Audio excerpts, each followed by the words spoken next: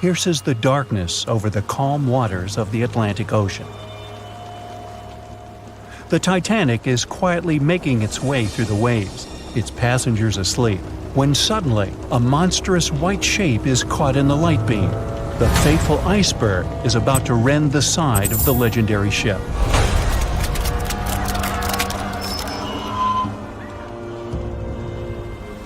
April 14, 1912, only 2 days before someone will take a photo of a giant iceberg with a pretty unusual elliptical shape. It turns out that this iceberg most likely formed out of snow that fell 100,000 years ago. Researchers used computer modeling to figure out its origin. They used data from 1912 and added some new information about winds and ocean currents. They concluded that the iceberg was probably a part of a small cluster of glaciers in southwest Greenland. These days, it's possible to calculate the routes of such icebergs in any given year in the past. So the infamous chunk of ice was on its way from Greenland to an area further south from Cornwall. If the ship had passed through that region only 2 days later, the iceberg would have moved far away from the point where they met. At first, the weight of the most well-known iceberg in the world was 75 million tons. With time, it started to slowly melt away. And when it sank the Titanic, its weight was only 1.5 million tons. By the time of the collision, it had probably been melting for months, but it was still a true monster. When the Titanic sank, the iceberg was 400 feet long, and more than 100 feet of its surface was above the water. Some people believe it was a supermoon that caused the Titanic to sink. That night, there was a rare lunar event. It hadn't happened for 1,400 years. In normal conditions, the iceberg wouldn't have traveled so far south without melting and losing the largest part of its mass. But the supermoon could have been the reason for an unusually high tide that pulled the iceberg away from the glacier way faster than usual. There's a specific type of bacteria that slowly consumes the remains of the Titanic. Salt corrosion, ocean currents, freezing temperatures, plus this rust-eating microorganism might consume the entire wreckage. American actress Dorothy Gibson was aboard the Titanic. She survived, and when she arrived in New York, she started filming a movie called Saved from the Titanic almost right away. The movie was released only a month after the Titanic sank, and in the movie, she even wore the same shoes and clothes she had during the actual disaster. The movie was a big success at that time, but the only known copy was destroyed in a fire. 14 years before the Titanic sank, a novella called Futility had been published, and it seemed to have predicted the whole event. The plot centered around a fictional ship called the Titan that sank during its voyage. The Titan was almost the same size as Titanic, and they both went to the bottom in April. The reason was hitting an iceberg, too. Both the real and fictional ships were described as unsinkable, and both of them had the legally required number of lifeboats, which, as it turned out later, were nowhere near enough. We've seen it in the movie, but there were some real-life love stories happening on the Titanic, too. 13 couples even took a trip on the Titanic as part of their honeymoon. One of the couples owned Macy's department store in New York. Once it became clear the Titanic was rapidly sinking, the woman refused to go into a lifeboat without her husband. But he didn't want to join her while there were still women and children who he thought had to go first. Then his wife gave her coat to her maid.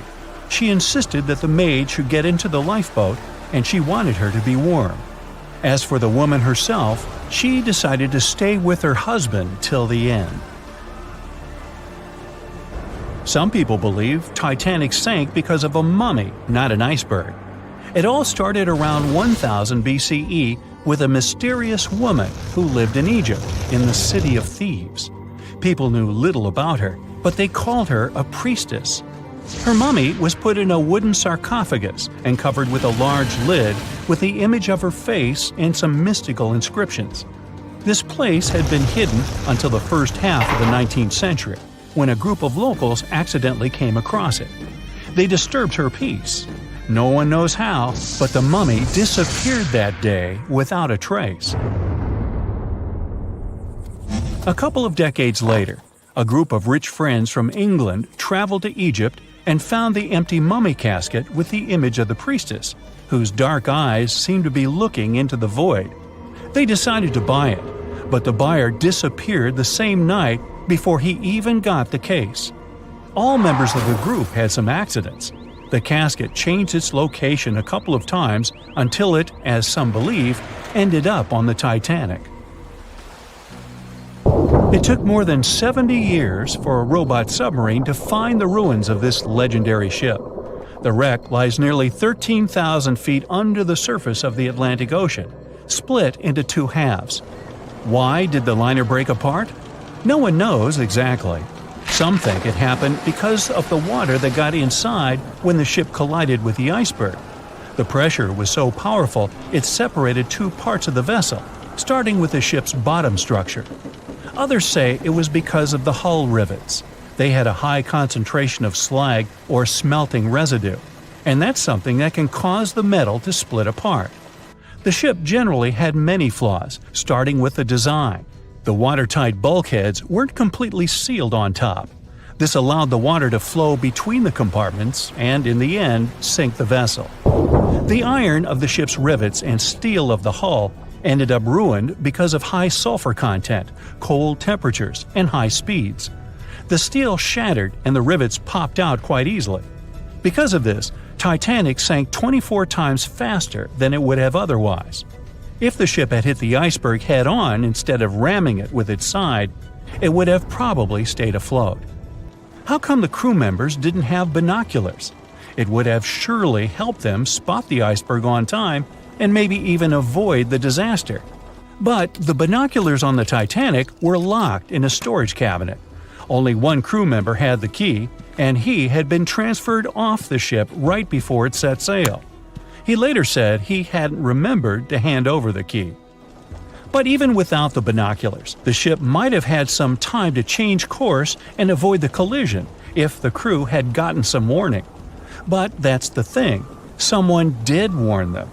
About an hour before the incident, a ship that was relatively close to Titanic, the SS Californian, sent a message to inform them it had stopped because of dense ice field. But the warning never got to the Titanic's captain. Some experts say it was because the radio operator didn't think it was that urgent. And later, the SS Californian said they didn't get a call for help from the Titanic because their radio operator was off duty. Some say the crew on the Titanic couldn't spot the iceberg on time because of an optical illusion. Atmospheric conditions that night probably caused super refraction, which could have camouflaged the berg. After all, no one actually saw the iceberg until it was too close to the ship to somehow avoid the crash. Not even a whole minute passed between the moment they saw the iceberg and the collision. It was only 37 seconds, and it took Titanic 2 hours and 40 minutes to disappear below the ocean's waves. They were on their way to the New World when a rendezvous with an iceberg crushed all of their dreams and hopes. There was panic and tears and heartbreaking goodbyes, like that of Jack and Rose. Or was there? Let's see how well you know the real story of Titanic. The love story of Jack Dawson and Rose DeWitt Bukater was inspired by true events.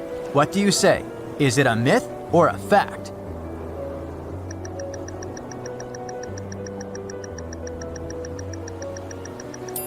The most emotional Titanic love story was actually all made up by the screenwriter and director of the famous movie, James Cameron.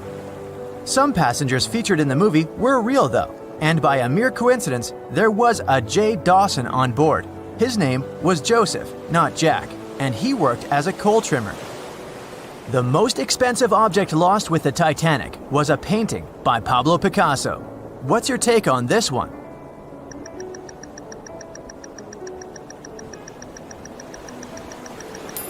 It's a myth. Another one given to us by the famous movie. The most valuable item that went down with the Titanic was probably a Mary Joseph Blondell painting, created in 1814. Some other valuable items were a violin that belonged to Wallace Hartley, the musician who insisted that they had to play till the very last moment. There was also a 1912 Renault Type CB Coupe de Ville that would now cost millions of dollars, a handwritten manuscript by Joseph Conrad, first edition essays by Francis Bacon, 5 Steinway grand pianos, and, of course, some fine china plates and cups and first-class passengers' jewelry. The Titanic was the largest and the most luxurious passenger ship of its time. Does it sound real to you?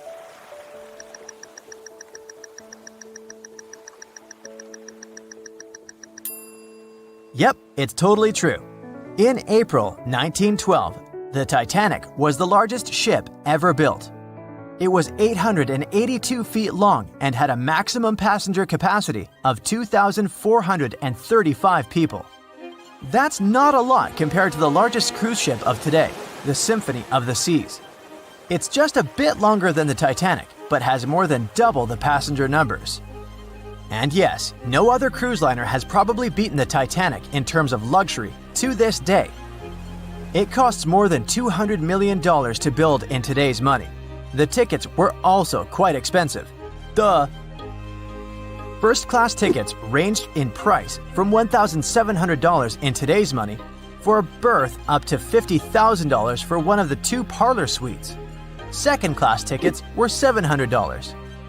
Third-class passengers had to pay between $170 to $460. Most of the passengers of the unsinkable ship managed to survive. True or false?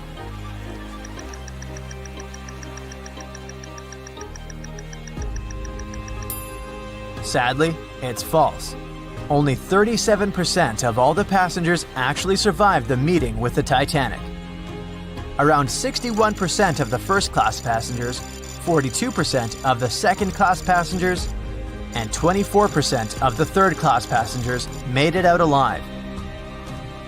The Titanic was passing through the Bermuda Triangle when things went wrong, and that's probably why it sunk. What do you say? Myth or reality?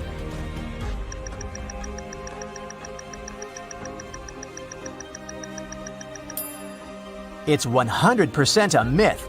The Titanic never even came close to the Bermuda Triangle.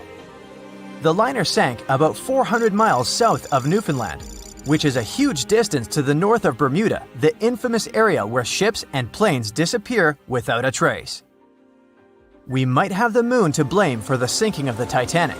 True or false?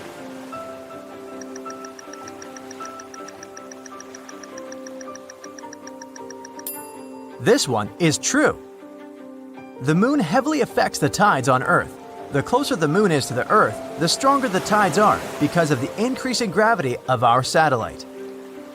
Back in 1912, the moon was so close it made several glaciers in Greenland break apart. Massive chunks of ice that broke off from the glaciers started floating south. The supermoon event came just 6 minutes after a spring tide, the alignment of the moon, the sun, and the Earth that makes their combined gravity reach its peak twice a month.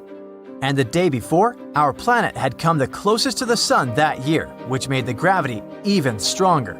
This mixture of events created perfect conditions for one of the most powerful tides in history. Icebergs breaking off from Greenland's glaciers drift off to the coastal waters of Labrador and Newfoundland, where they often run aground. To move on, they need to either melt and become lighter or catch a high tide that would carry them further. The 1912's tide was as high as it gets. So they shifted many shipping routes south because of the huge amount of icebergs. But not the Titanic, of course, as they believed it was unsinkable. It took 4 hours and 40 minutes for the Titanic to sink. What do you say?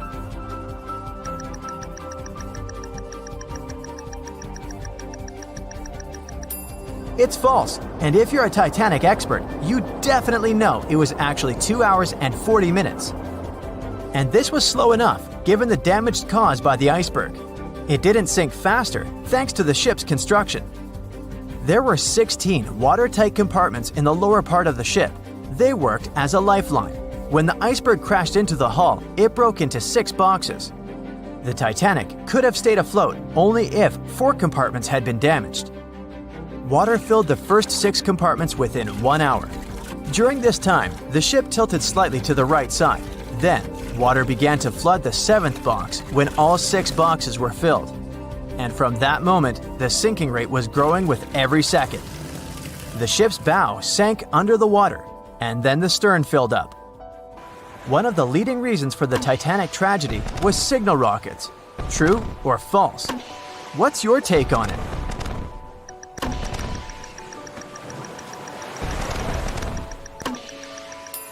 This one is true. When any ship sinks, the crew members must release red flares. It's a signal to all nearby ships that someone is in trouble. But for an unknown reason, someone put white lights in the Titanic's rocket box. When the ship crashed into an iceberg, the crew members released white flares. Another ship, SS Californian, was nearby at the time.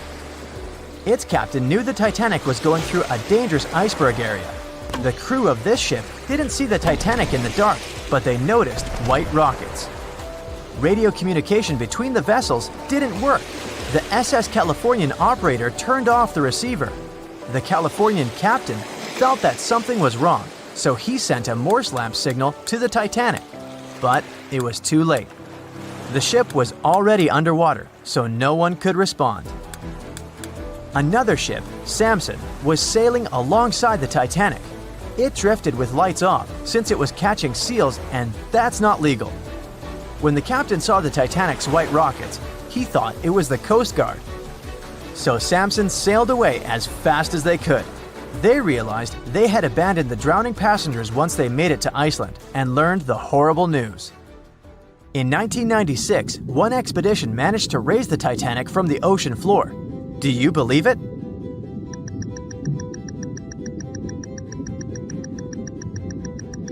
If you don't, you're right. There were different ideas on how to raise the Titanic, from doing it with compressed air to putting it in wire mesh and covering it with liquid nitrogen, or using giant magnets. The only real attempt to raise the Titanic was made in 1996, and it failed dramatically.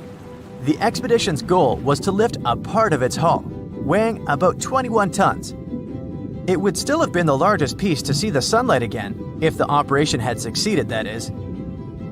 They lowered 4 large bags filled with diesel fuel to the bottom of the ocean and attached them to the hull plate. Then, the fuel bags were released and they started lifting the pieces on their own.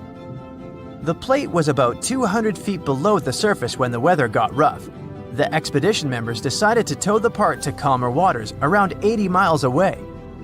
Long before they reached the towing destination, half of the plate broke off and sank to the bottom again. 2 of the lifting bags seemed to have broken loose, and the hull went down. The Titanic will most likely crumble to dust halfway up if someone tries lifting it again. So, how many correct answers do you have? Let me know in the comments below. On April 10, 1912, crowds gathered at Southampton Beach to wave off what was, at the time, the world's largest and most prestigious ship, the RMS Titanic. The cost of the most expensive first-class parlor ticket was $4,350. That's around $70,000 in today's money. But barely 5 days after steaming away, the ship was swallowed by the Atlantic Ocean. So let's rewind and go back to what actually happened on that fateful night. The captain wanted to set a speed record for the ship's maiden voyage and arrive early. The ship was deemed unsinkable, so he went full throttle into the dark Arctic waters. After spotting the 100-foot iceberg, the crew desperately tried to steer the vessel away and avoid the collision, but the Titanic was traveling too fast, and the iceberg tore down the side of the ship, creating a huge opening in the hull. It wasn't a continuous rip, and damage was caused in several places. In total, the damage spanned along an area of around 300 feet. But the ship's designers had prepared for the prospect of a collision and added watertight compartments down each side of the ship to act as a buffer zone. 4 of these compartments could be breached and the ship would still stay afloat. But because the iceberg tore down the side of the Titanic, it ripped holes in 6 compartments. The compartments didn't extend up the total height of all decks and weren't actually sealed at the top. This is why, when more than 4 were flooded, Water reached over the top of the bulkheads and filled the remaining compartments, causing the ship to sink into the ocean. Think of it as water spilling over an ice cube tray. But what if the collision was head-on? Would it still have sunk?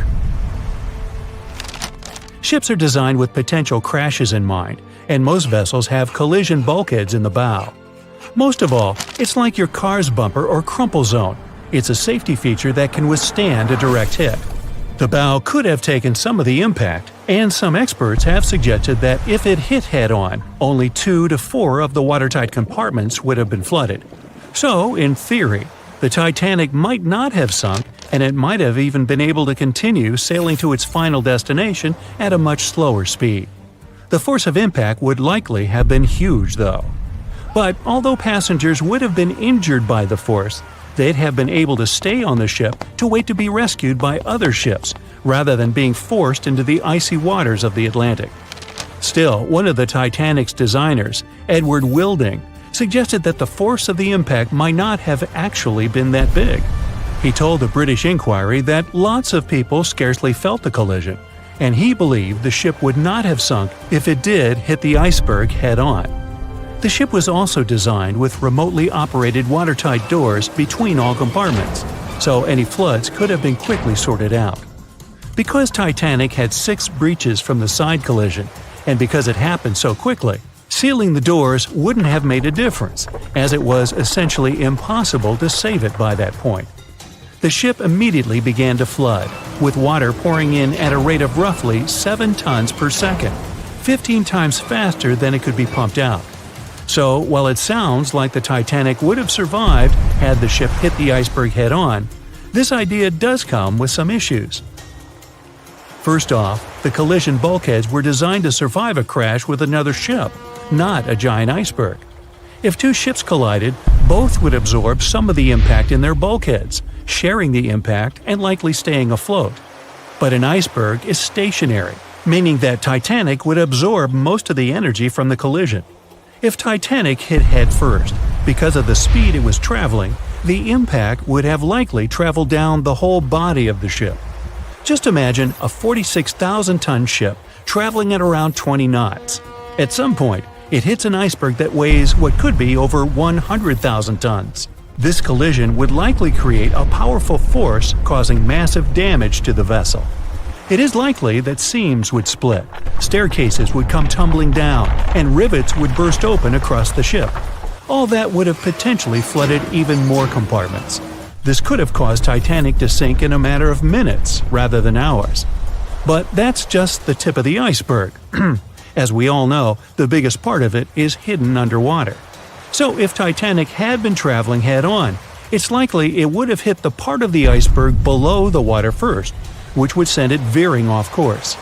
Hitting an iceberg is not like hitting a brick wall. In this case, the ice under the water would have torn open the bottom of the ship and caused damage to the sides. Icebergs also aren't flat, solid objects. If a flat collision happened, the ship might have stayed afloat, but icebergs come in many shapes and sizes, from domes to wedges. Studies have also been done on the steel used to produce Titanic, and the tests show the metal was about 10 times more brittle than the steel we use today. The ship was built before we understood the effects of low temperature on steel. The old steel used to make the vessel would not bend when faced with freezing temperatures, but break. Recovered pieces of Titanic's hull plates show that the hull just shattered on impact. Hitting head-on would also cause a very severe and abrupt stop, so even if the ship hadn't sunk, there would still have been major issues. Think about when you suddenly hit the brakes on your car, or when the bus stops while you're walking down the aisle and you get flung forward. Passengers would have been thrown across the ship, and because the crash happened at night, most people were sleeping, so wouldn't be able to effectively prepare for any sort of impact. This would result in injuries for most people on board. It would be especially bad for those at the front of the ship, where the accommodation for the off-duty firefighters, greasers, and engineers was. But while passengers and off-duty crew may have been thrown out of bed, there would be a lot more survivors than in the original scenario. Many ships have had head-on collisions and made it back to shore. Not many people know that Titanic actually had 2 sister ships. The White Star Line, the company that built Titanic, also built vessels called Britannic and Olympic. Captained by Edward J. Smith, who would later helm Titanic, the Olympic set off on its maiden voyage in June 1911. But much like Ford's sister ship, disaster was just around the corner. On its fifth commercial voyage, Olympic collided with a Royal Navy ship, HMS Hawke. While the Olympic received damage to its side, Hawke crashed into the other vessel head-on. The bow of the Hawke was completely crushed by the collision, but because the ship had watertight compartments, it managed to survive the impact and later returned to shore for repair. Another study case is the SS Andrea Doria, which was an Italian ocean liner that made global headlines in 1956. Like the Titanic, the Andrea Doria was heading for New York City on its 101st voyage when disaster struck. On July 25th, the vessel collided with the 524-foot Swedish passenger liner Stockholm. The Stockholm hit the ship head-on, but the point of impact for the Andrea Doria was on its side. The front of the Stockholm was completely smashed, but because the impact was on its hull, it managed to survive. The Andrea Doria, however, sadly sank due to the collision being on the side of the ship. So these cases could suggest that maybe the Titanic would have survived had it hit the iceberg head-on. But we have to remember that the Titanic hit the thing full speed, whereas both the Olympic and the Andrea Doria were traveling slower. In the Titanic movie, you won't see any fumes above the fourth funnel of the legendary ocean liner, and it's not a mistake. Back in 1911, the year before the Dream ship's departure, large ships would mostly sail with 4 chimneys. They needed those to draw heat and fumes from their massive boilers. The Titanic was a real engineering gem that only needed 3 chimneys to function. So the fourth was added for balance and more impressive looks. The White Star Line thought the public would have been disappointed to see only 3 pipes on the greatest ship of all time. The Titanic's sister ships, the Olympic and the Britannic, also had 1 fake funnel each for the same reason. The dummy chimney wasn't completely useless and served for ventilation. It took out the fumes from the machine spaces in the lower decks and from one of the first-class general rooms.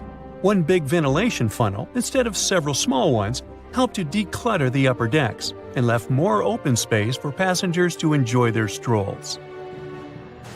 When Titanic went down, the funnels, each weighing 60 tons, went down with the rest of the ship. They were made extra tall to make sure the passengers weren't covered in the suit being ejected. Their height and weight let them stay in the upright position. The forward funnel, followed by the others, fell only when the ship went for the final dive. Those chimneys were much lighter than the bow, so they spread among other debris. The light material they were made of flattened once it hit the bottom, and the iron-eating bacteria living deep down took care of it later. The bow of Titanic remained intact when it hit the seabed, but the stern was completely mangled. When the famous ocean liner hit that iceberg, things got really messy. It took the future movie star a whole 2 hours and 40 minutes to submerge completely. The collision let water flood 6 out of 16 watertight compartments. As the water gushed into the starboard side, the ship started to tilt down in the front and a bit to the right. By midnight, the damaged compartments were spilling water into others, and it was chaos because these compartments were only watertight horizontally. Soon enough, water started flooding through the anchor chain holes, and by 2 a.m., the bow was sinking, and the stern's propellers were lifted out of the water. The ship kept flooding until the moment the bow went underwater, and the stern shot up almost 45 degrees. The weight of those massive propellers stressed the ship's midsection. The steel just couldn't handle it and failed. Survivors described that moment as some loud noise, like breaking china or falling gear. That was the Titanic's upper structure giving in. By 12 past 2 a.m., the bow and stern were only connected by the inner bottom structure. Minutes later, the bow, weighing almost 16,000 tons, broke loose from the stern. The stern rose sharply to an almost vertical position and started sinking slowly. By 2:20, it disappeared underwater. The bow was cruising down at about 13 miles per hour and had hit the ocean floor almost a half an hour before the stern. The two parts of the Titanic now lie 2,000 feet apart, pointing in different directions. The bow remained mostly intact, just covered in mud. The stern turned into a tangled wreck because of the implosions it went through during the descent. The air trapped within the structure just couldn't handle the increasing pressure of the water deep down. Signal rockets played a big part in the Titanic's tragedy. When a ship goes down, you're supposed to shoot up red flares to signal trouble. But someone decided to stock Titanic with white lights instead of the usual red ones. So when the ship smacked into that iceberg, the crew fired off white flares. The SS Californian was passing nearby, and his captain knew the Titanic was in a dangerous iceberg zone. The crew didn't spot the sinking Titanic, but they sure saw those white rockets. The radio between the ships was useless because the Californian's operator switched it off. The captain had a gut feeling something was off, so he flashed a Morse code light signal at Titanic. But he received no reply because the Titanic had already gone underwater. There was another ship, Samson, sailing alongside the Titanic. It had plenty of illegally hunted frozen seal meat from Canadian waters abroad, so it was sailing with lights off to remain unnoticed. When they saw the Titanic's white rockets, they thought it was the Coast Guard and zoomed away. Samson didn't have a radio, so they couldn't find out about the ongoing disaster. The crew got the news about Titanic only when they got to the coast of Iceland the following month. There have been many theories to explain the Titanic tragedy, and one of the recent ones says that there was a fire involved. An Irish journalist went full detective for decades, digging into the mystery, and stumbled upon a game-changer. He came across a photo album that had been hiding from the public for a century after the tragedy. In the pictures, taken at the Harland and Wolff shipyard in Belfast, Northern Ireland, just over a week before the liner sailed, you can clearly see a massive 30-foot black spot on the ship's hull. Maloney researched the photos and eyewitness testimony from the time and claimed that a fire spontaneously broke out inside of one of Titanic's enormous coal bunkers. It was raging for a whole 3 weeks and messed with the metal, critically weakening a crucial segment of the ship's hull. Back then, most ships had just one hull, so it was the only skin the Titanic had. That's why the iceberg managed to punch a hole through the ship so easily. If it hadn't been for the fire, the Titanic might have shrugged off that iceberg collision. The company operating the liner knew about the fire, but they decided to conceal that fact. They didn't want any negative stories in the press as they faced some serious competition in transatlantic voyages. The Titanic was sold out, so they stocked up on coal and made it sail. The moon might have also played a role in the sinking. Our satellite heavily affects tides on the Earth. The closer it is to our planet, the stronger the tides are because of the increasing gravity of the moon. Back in 1912, the moon was so close it made several glaciers in Greenland break apart. Massive chunks of ice that broke off from the glaciers started floating south. The supermoon event came just 6 minutes after a spring tide. During new and full moons, the alignment of the moon, the Earth, and the Sun makes their combined gravity reach its peak. And the day before, our planet had come the closest to the Sun that year, which made the gravity even stronger. This mixture of events created perfect conditions for one of the most powerful tides in history. It created the perfect conditions for the icebergs breaking off from Greenland's glaciers to move freely. Opponents of this theory say that the difference in tidal force wasn't actually that big, and it couldn't have been the main cause of the sinking. The iceberg tore down the side of the ship, leaving a huge opening in the hull. It wasn't a continuous rip, and damage was caused in several places. Some experts believe the ship would have survived the iceberg if it had hit head-on. The Titanic had watertight compartments designed to prevent flooding in case of a collision. Only the first 3 or 4 of these compartments would have been flooded. This could have helped save a lot of lives. Supporters of this theory put the blame for the disaster on First Officer William Murdoch. Huge, fast-moving ships don't just turn in a matter of seconds like a speeding car. It takes minutes. When Murdoch realized the collision was inevitable, he tried dodging left to avoid a direct hit. But despite his efforts, the ship still collided with the iceberg. You know the rest. Can you guess how many theories of the Titanic's sinking exist? Right, loads, including a theory of my own, which I'm going to share with you today. And then you can decide which one seems most likely to you. One Piece theory. The very first version of the events was the One Piece theory. It's very simple and basically claims that the sinking happened without any breakups. 2:15 a.m., the ship collides with an iceberg. 2:18 a.m., the lights go out. The ship reaches an angle of 45 degrees and then quickly begins its final plunge into the ocean depths. 2:20 a.m., only about 3 minutes later, the RMS Titanic disappears under the surface of the ocean for good. The liner doesn't break, it just goes down as a whole piece. Of course, this can't be true. In April 1912, the Titanic was not only the largest ship in the world, but also the largest ship ever built. It's hard to believe that such a heavy vessel could have gone down without breaking. That's just impossible. Well, I mean, you can't blame the theorists. Before we found the wreckage, there were no other theories. Wait a minute, or were there? The day after the disaster, the survivors gave their interviews. They talked about what had happened, and some of them claimed that the ship had actually broken in two when it had been flooded. For example, Jack Thayer, a 17-year-old boy, outlined the sinking as he remembered it, and L.D. Skidmon drew a sketch based on his description. The picture clearly showed the ship breaking in half. But no one believed Jack or other witnesses. There was no evidence, so their claims were received with a grain of salt. But in 1985, things changed. First breakup theory. That's when Robert Ballard found the wreckage of the Titanic in the depths of the ocean. When people saw the wreckage, it became clear that Jack and the other survivors had been right. The Titanic did indeed break in two when it sank. So it's time for a new theory. 2:15 a.m.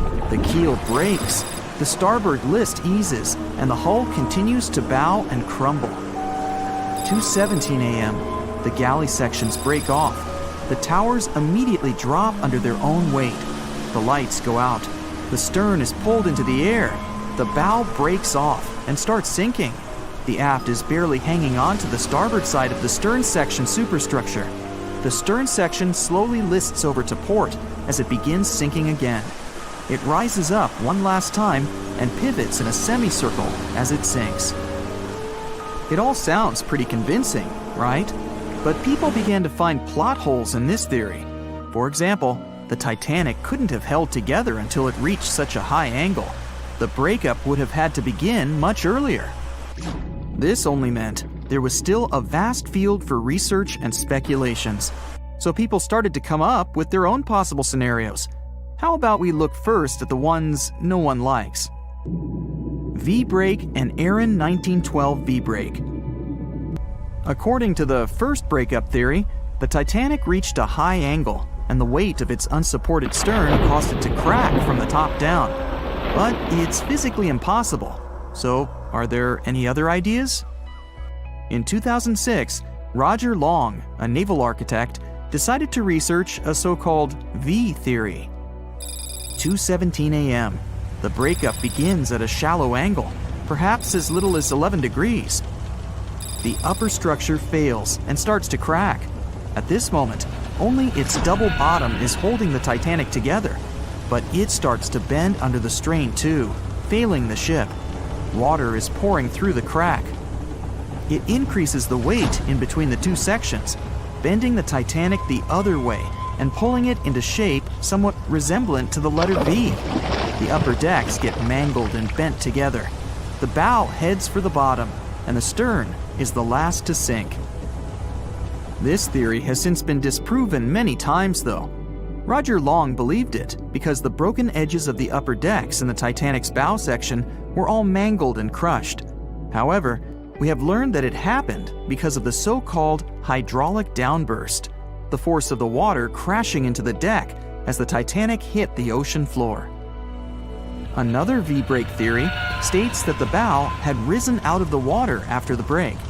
This theory was mainly peddled by one former Titanic enthusiast. But not only has this theory been proved to be physically impossible due to the bow's incredible mass, it was also inspired by incorrect information. Remember Jack Thayer? Well, it was based on his sketch and the words of a couple of passengers. But the truth is, none of them had ever seen the Titanic break down like this.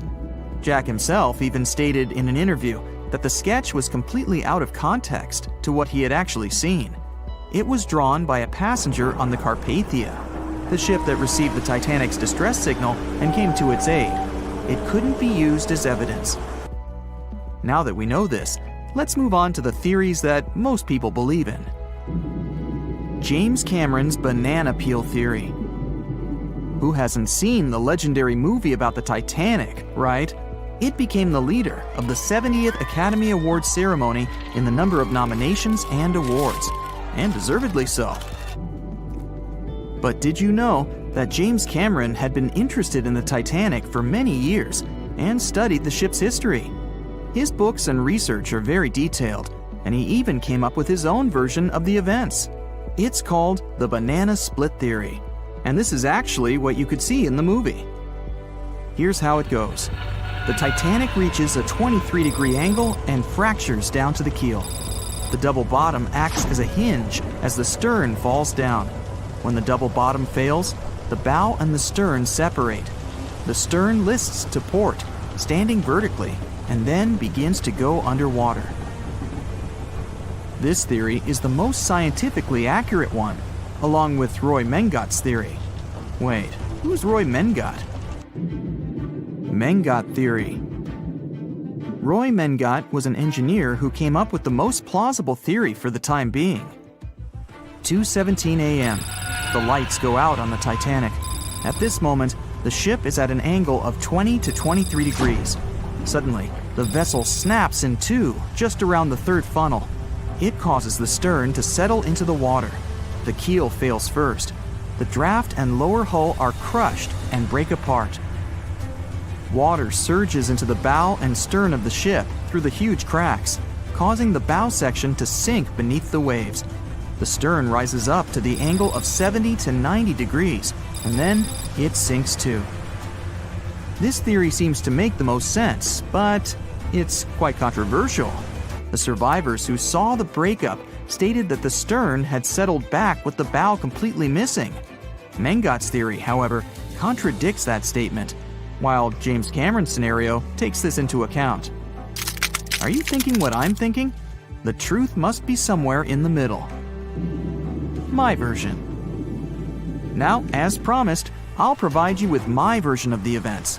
Well, it's not really my theory, more like a combination of Roy Mengat's and James Cameron's ones. I believe that James Cameron was right about the breakup. 2:17 a.m. The ship is at a high angle. The lights go out.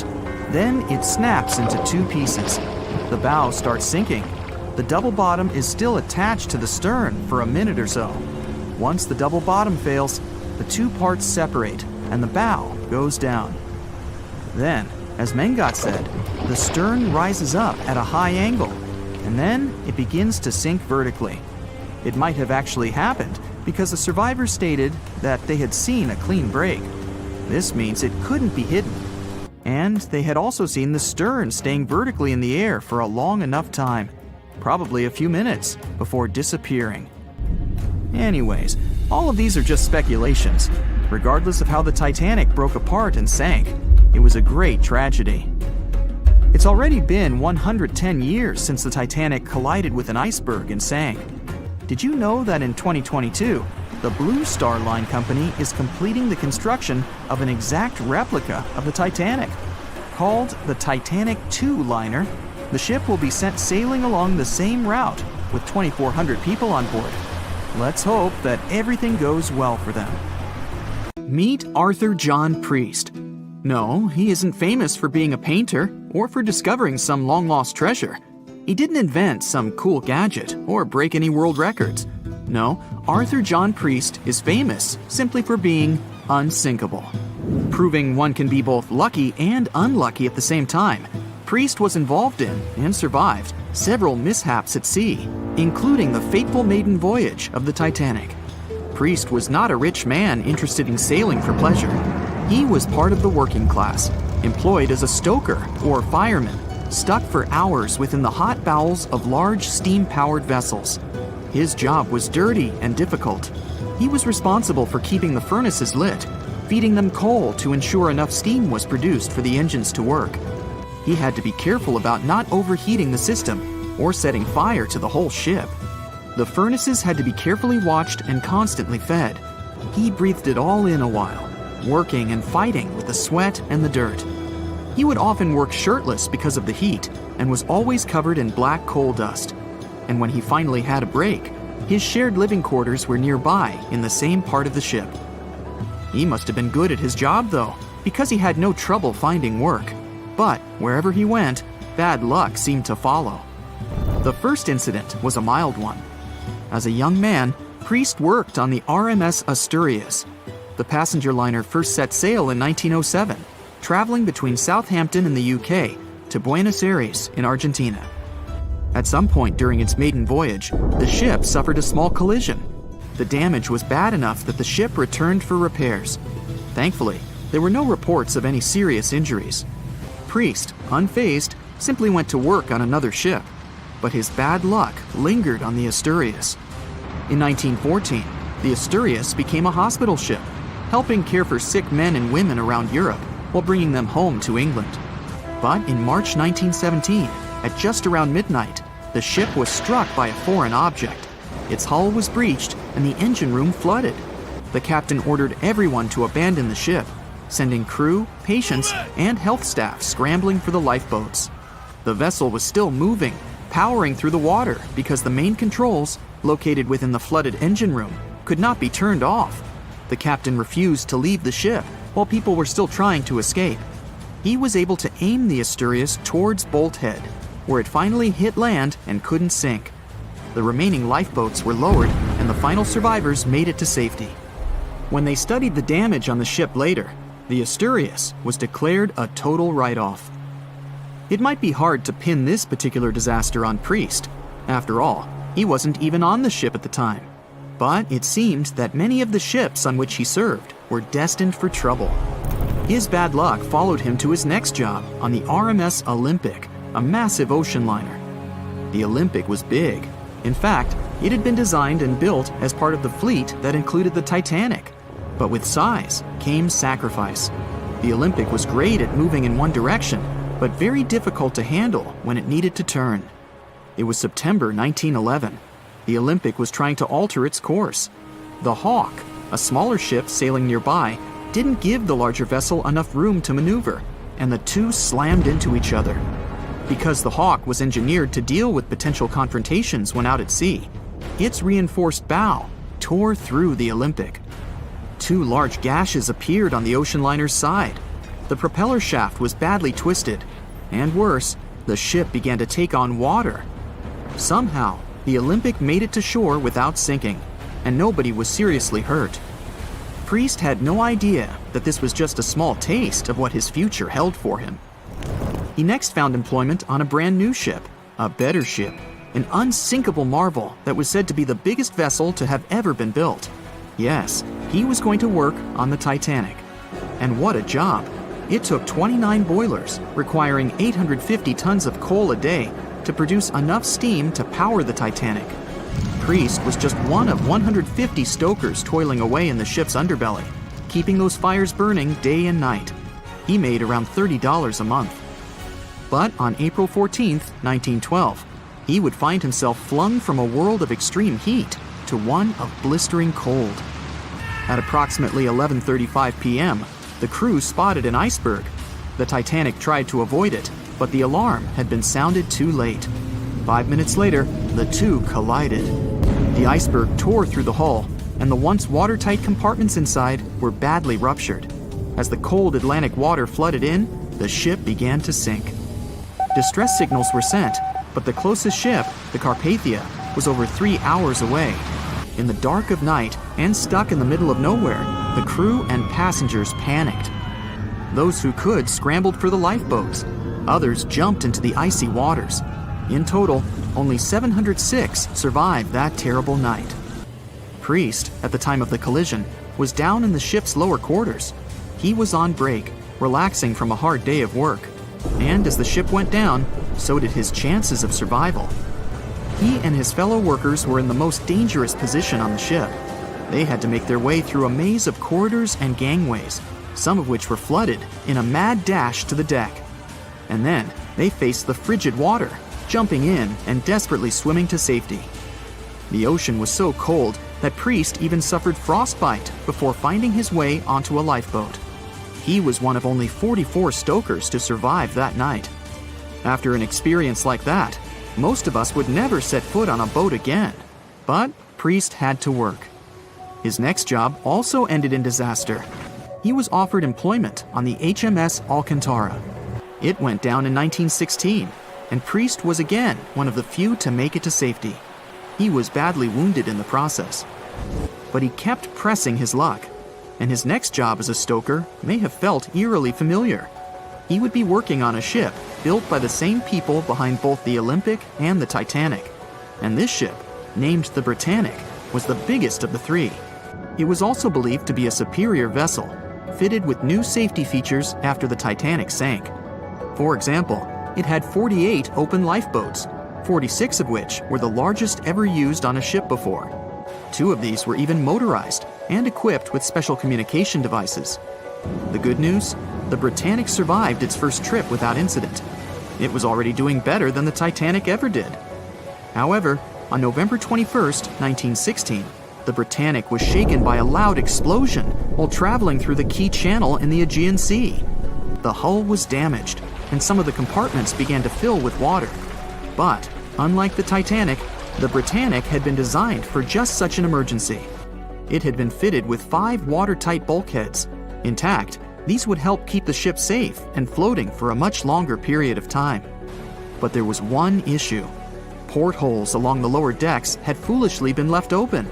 As the ship tilted, the portholes let in water, which flooded the Britannic and hastened its descent into the sea. This effectively made those watertight bulkheads useless.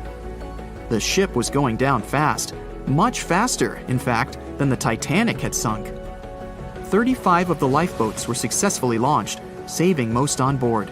Of the 1,066 passengers and crew, 1,036 survived. Priest, his luck intact, was one of them. And yet, he still wasn't done with a life at sea. He accepted a position as a stoker on the Donegal. It was a smaller passenger ferry that had been converted for use as a hospital boat.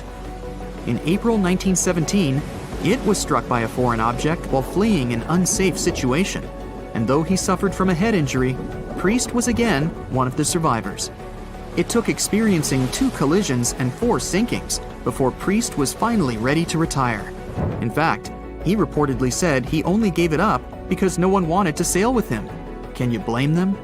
He would live out the rest of his life on dry land in Southampton, England, with his wife Annie and their 3 sons. But Arthur John Priest would always be remembered as the unsinkable stoker. Staying in the water that's 70 degrees Fahrenheit for a long time definitely won't do your health any good. A water temperature of 50 degrees Fahrenheit is a nightmare.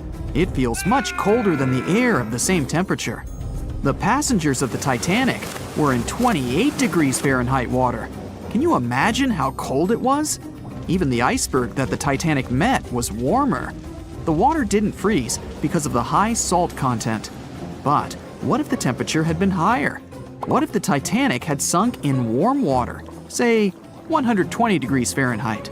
Theoretically, this could have happened had the waters of the North Atlantic met a warm undercurrent from the southern part of the ocean on disaster day. But this heat wouldn't have been enough. The ocean area is too vast, and the temperature is too low at night. The warm undercurrent alone wouldn't have made a difference for people who were overboard. But if the Titanic had sunk in another place at one particular moment, perhaps then all people could have been saved, thanks to an incredible natural phenomenon. Now, on board everybody, our voyage to a parallel universe begins. It's a moonless night on April 14th through 15th. The Titanic crashes into an iceberg. Icy water floods the lower decks. The captain sends a distress signal. The nearest rescue ship, Carpathia, is 58 miles away from the sinking Titanic. At maximum speed, Carpathia will get there in 4 hours. That's quite long, even in warm tropical waters, since your body loses heat anyway. The Titanic begins to sink. The crew downs lifeboats. Some of the passengers jump overboard. The ship is going under the water. There are no boats left, so you jump along with other passengers. It feels as if you got inside a huge iceberg. The water is so cold that it's hard for you to move. You can't even scream because there's no air in your lungs. But at this moment, you feel a pleasant warmth coming from the depths. The heat rises above your knees and waist, then reaches your neck. Finally, you regain control of your muscles and can breathe deeply. You notice that all the other passengers feel the same warmth. The water becomes a little hot. It makes you happy. But in a moment, horror replaces your delight. The ocean begins to foam. And not because of the high temperature, but because something is rising from the ocean floor. You hear a heavy, low sound coming from the depths. It's not a sinking Titanic, but something bigger. You can see a huge iceberg nearby. It's melting, and a huge chunk is breaking off from it. 1,000,000 bubbles appear on the surface. Then you feel something hit you in the leg. Thousands of strange lightweight rocks are rising from below. There are also massive plates among them. People use them as lifeboats. You climb on one of those rocks and look at the ship. It doesn't sink, since all the water is bubbling and pushing the vessel up. You take one of the small rocks and understand everything. It's pumice. An underwater volcano has woken up right under the ship. Thousands of tons of volcanic rock are floating to the surface. When it erupts, its magma shakes the entire space, heats the water, and destroys the seabed. But it doesn't result in anything destructive on the surface. The enormous pressure of hundreds of millions of gallons of water suppresses the volcano's power.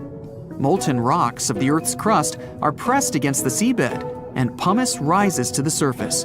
And here's why it happens. The upper part of Earth consists of many solid parts, tectonic plates. These plates collide with each other and divide. And when one part separates from another, the magma immediately comes up. So, all volcanoes are these unstable fault sites. If the Titanic had sailed over one of these areas during an eruption, many passengers would have been saved. Back in the parallel universe, you notice the Titanic starts sinking again. The water is no longer bubbling. The volcano has gone out. In a matter of seconds, the ocean turns icy again. Fortunately, you have your pumice lifeboat. This is enough to wait for rescuers. But let's imagine a situation with no underwater volcano and an iceberg. A situation when the water was warm from the very beginning. One of the engines in the motor compartment of the ship breaks down. Several pipes burst because of increased pressure, and now there's a crack in the ship's body.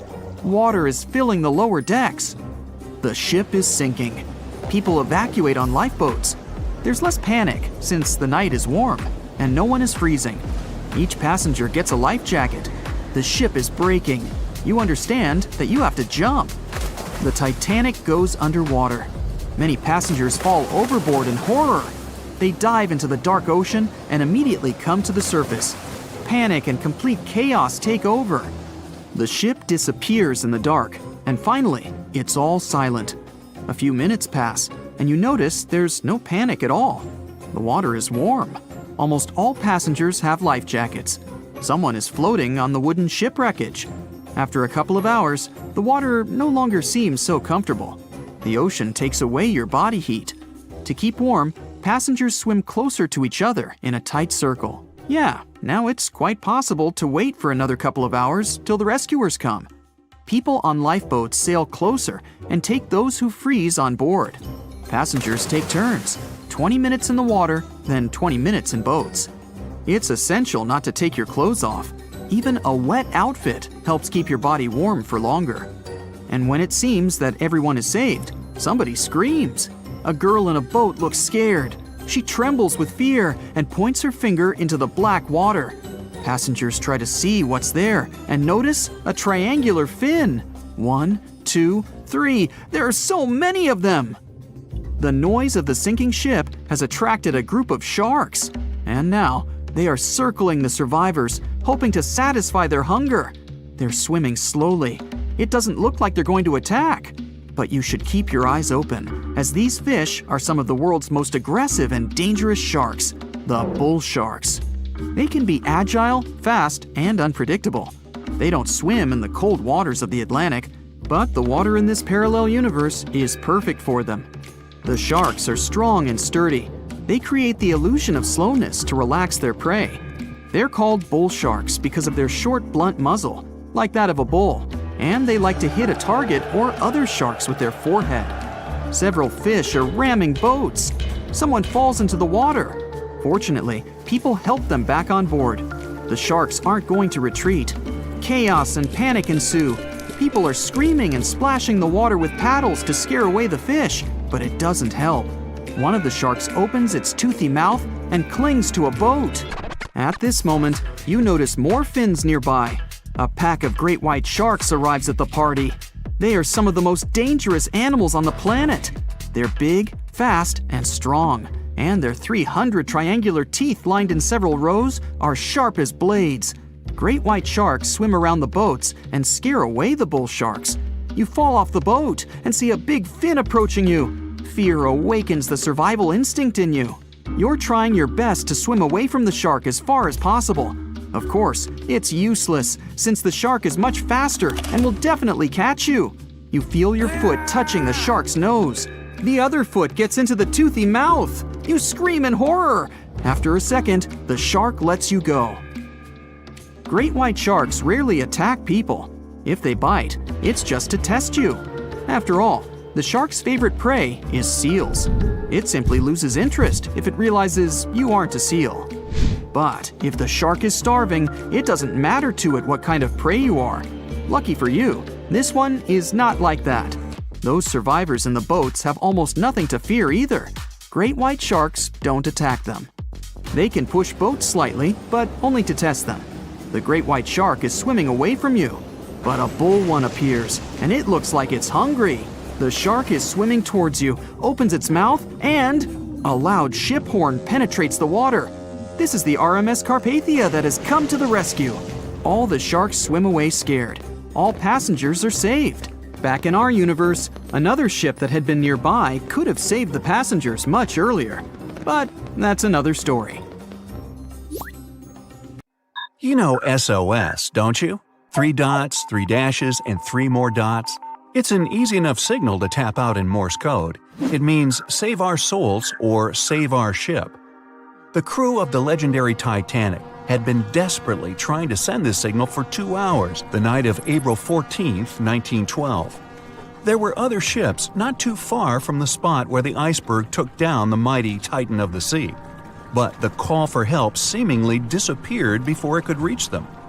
The passenger ship SS Mount Temple did pick up a signal and try to respond, but the Titanic never got the answer. So what was silencing the ship's cries for help? Some unknown Bermuda Triangle of the North Atlantic? Consider this. Eyewitnesses say the sky was painted with a brilliant aurora borealis that cold, fateful night. Beautiful, yes. But on that day, the northern lights may have sealed Titanic's fate for good. You see, the aurora borealis forms thanks to geomagnetic storms. Sounds complicated, but those are basically fluctuations in the Earth's magnetic sphere. And what causes those is the sun itself. The magnetic sphere is like a protective bubble that surrounds our planet. It blocks harmful solar rays, winds, and other cosmic dangers from reaching us. Without it, life on our planet wouldn't be possible. Earth would look more like Mars. You also have it to thank for compasses pointing north. Experts know the Earth's magnetosphere affects navigational equipment, or disrupts it. Which brings us back to the Titanic. Recently, a published weather researcher named Mila Zenkova proposed a theory that solar flares, which provoked a geomagnetic storm, could have played a major role in the Titanic's untimely demise. Solar flares make themselves known on Earth all the time. Some people are especially sensitive to the magnetic storms they cause. These unlucky folks can feel weakness, fatigue, headaches, and even mood swings. On usual days, the pressure is the same on both sides. The magnetosphere blocks all the bad stuff, and we're all happy. But sometimes explosions occur on the sun. They can be massive, Earth-sized. These flares shoot out a wave of charged particles that collides with the magnetosphere at high speeds. Our protective bubble then goes on the defense. It shrinks, deforms, and pushes those particles toward the poles. Enter those brilliant lights dancing above the Titanic that night. In the north, we know it as Aurora Borealis. In the south, Aurora Australis, or the Southern Lights. When the magnetosphere pushes those solar and cosmic particles toward the poles, they collide with molecules of different gases. That's why you get the range of colors. For example, oxygen can be green or red depending on the distance, and nitrogen is blue or purple. What multiple people saw that night was exactly this phenomenon, including the second officer from the rescue ship Carpathia. He wrote it down in the logbook before getting the distress call from the Titanic. But I'm getting ahead of myself. Auroras are a visible sign of a geomagnetic storm. Now, about navigational equipment. This applies to satellite and radio frequency devices. Remember, they didn't have iPhones back in the Titanic days, so the average person couldn't notice their gadgets going haywire. But navigational devices and wireless telegraph did exist and were actively used. Rewind back to the Middle Ages, when sailors noticed that, on some days, compasses wigged out. The arrows spun in all directions, and people back then had no idea why. It wasn't until the 18th century when French scientists found out that such problematic days occur at the same time as black spots appearing on the sun. Solar flares, the mystery was solved. Now, the Titanic had the most advanced, well-known radio equipment at that time. They tested it thoroughly to make sure it worked for distances up to 2,000 miles away. Titanics passed them all. On April 10, 1912, the massive liner left Southampton and set off for New York. The very next day, the crew started getting the first reports of drifting icebergs and ice fields. They put dots on the map to mark the coordinates and let out a sigh of relief. All the troublesome spots were north of the Titanic's planned route. But after a couple of days, the warnings were moving farther and farther south, encroaching on the majestic ship. On April 14th, Captain Edward Smith decided to change course to the south in hopes of bypassing the ice. This ended up being a huge mistake. Enter the magnetic storm. If it was throwing the navigation equipment off, even by a tiny error of half a degree, the captain could have been mistakenly taking the ship right toward a cluster of icebergs. What's even worse, the radio operators ignored warnings coming from other ships. That, or they simply forgot to hand them over to the captain. As hired contractors from the radio company, they were more interested in transmitting paid telegrams from passengers on that luxurious liner. The radio transmitter kept going out of order that evening, probably because of all this private traffic. When it was finally fixed, operator Jack Phillips received another message from the SS Californian at 10:30 p.m. Their operator was trying to warn Phillips about the coordinates of drifting icebergs, but he paid them no attention. He was nervous and in a hurry. Was the magnetic storm to blame for his frayed nerves and bad mood? We can only speculate. But as you know, some people are more sensitive to these things. The weather was fine, the ocean was calm, the water was smooth as glass. Despite all the warnings, the ship continued to sail at a maximum speed of over 22 knots. An hour later, Titanic collided with the infamous iceberg. On April 15th at 12:14 a.m., in the middle of the night, Titanic's operators started to transmit the first emergency signals. The SS Californian was sailing just 20 miles from the Titanic. They could have easily come to a quick rescue. But 10 minutes before the disaster, the Californian's radio operator had gone to bed. He was the only one who understood Morse code on the ship.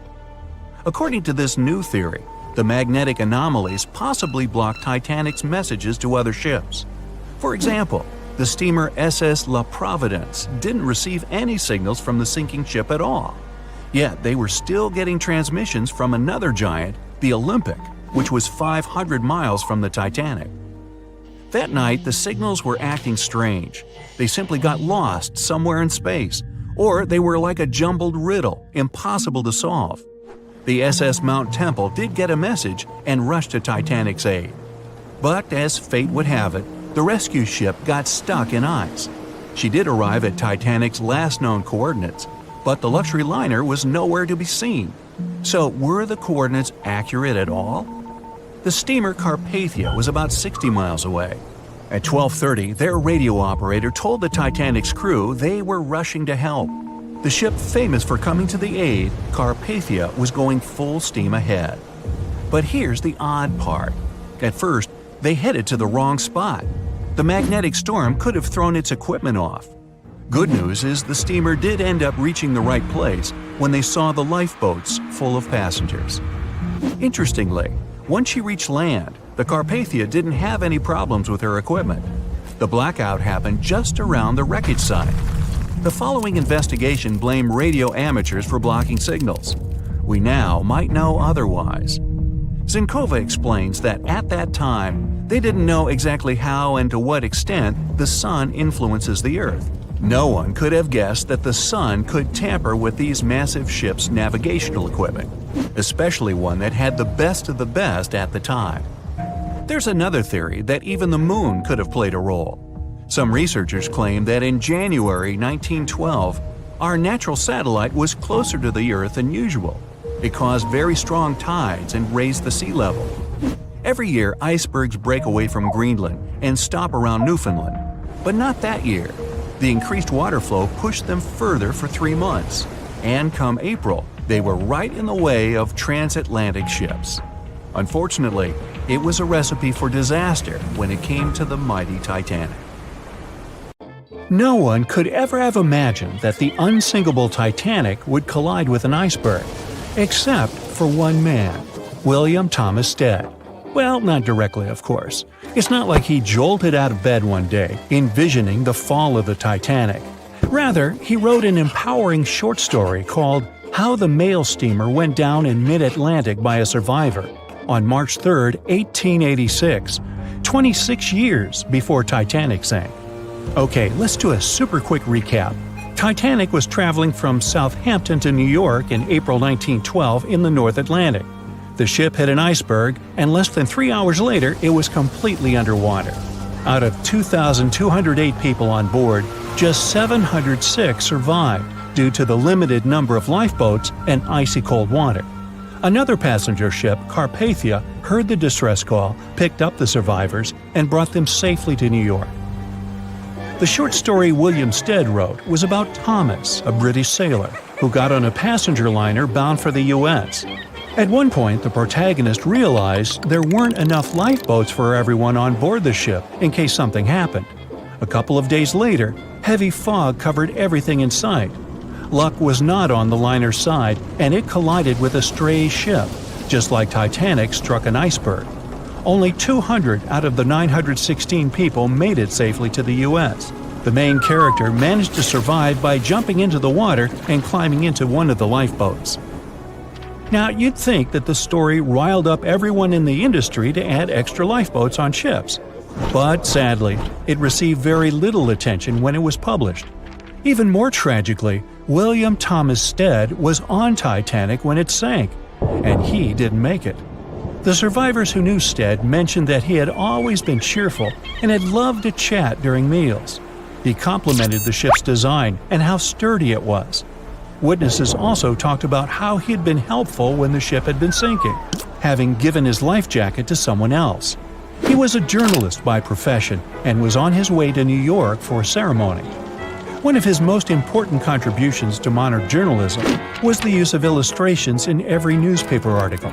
He also introduced newspaper interviews, and they're still used to this day along with illustrations. But this story wasn't the only published work that predicted the disaster. Morgan Robertson was an author and former ship captain who wrote short stories and novels.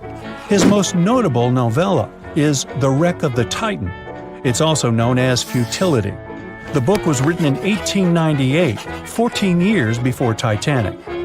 It was a fictional story about the Titan, an ocean liner similar to Titanic, which was crossing the North Atlantic. It's also a coincidence that Titan was just as fast as Titanic and shared many other similarities, like size and design. The book described it as unsinkable and the largest ship to hit the ocean at the time. That's what they said about Titanic, too. Another eerie similarity was the limited number of lifeboats it had. The story took place in April, and that's when Titanic set off on its journey and hit the iceberg. The Titan story also mentioned that barely anyone had survived that horrible accident. Unlike Stead's story, the protagonist of Robertson took a different path. The Titan sinking happened somewhere halfway through the book, so after the accident, the main character went on with his life. The book was brought back into the spotlight after the Titanic disaster. How could someone describe the events that took place almost a decade later so accurately? Many started to believe Robertson could see the future. But the reality was that Robertson knew his way around a ship. It was easy for him to write down the nitty-gritty of things without doing more research.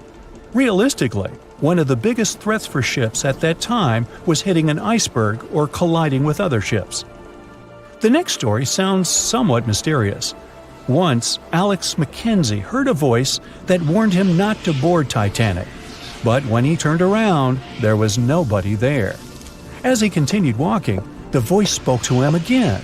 But this time, it was louder and more distinct. He took the warning seriously and decided to cancel the trip and go back to Glasgow, Scotland, his hometown. His grandparents weren't too happy to find him back home instead of on Titanic. After all, the ticket was very expensive. That disappointment very soon disappeared when they heard that the ship had struck an iceberg.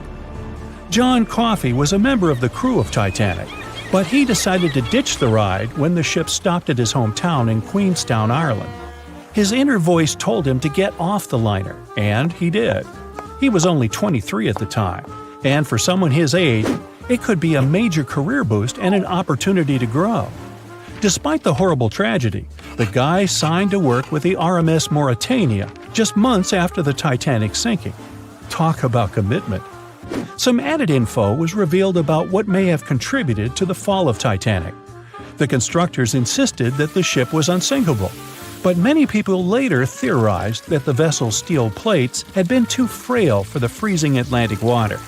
It may have caused the rivets to pop, allowing ocean water to seep inside. Another theory is that there may have been a fire in the hull of the Titanic that had been raging for 3 weeks before the voyage.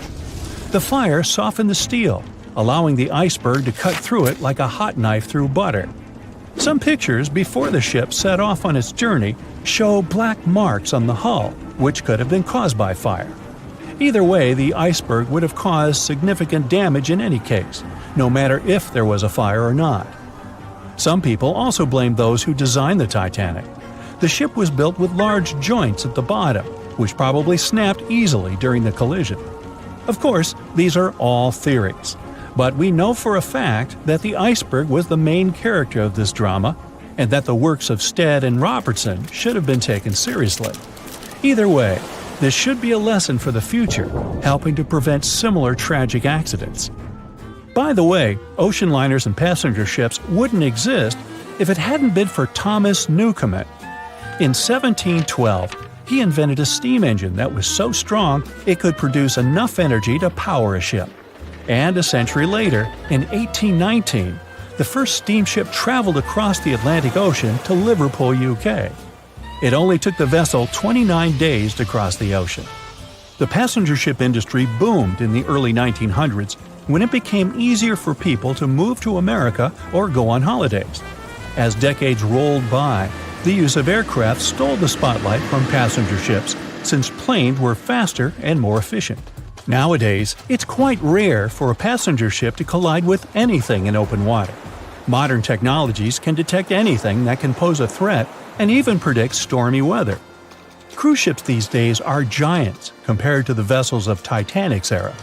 Modern ships can carry almost twice the number of passengers and have amenities folks back then could only dream of. Most cruise ships these days have several restaurants to choose from, multiple swimming pools, and game rooms to catch a break. If you're in the mood for some fun, you can watch live performances. Don't forget about the helicopter pad, because why not? Don't worry if you start feeling unwell. The in-house doctors are always there to help any passenger in need. And these ships are only going to get bigger. Putting Titanic and a modern cruise ship side by side is like comparing a corgi to a Doberman. Back then, Titanic was the biggest and most cutting-edge vessel anyone could dream of. So, who knows what the future of cruise ships can hold? We might even have entire cities floating around. That would be a really big boat.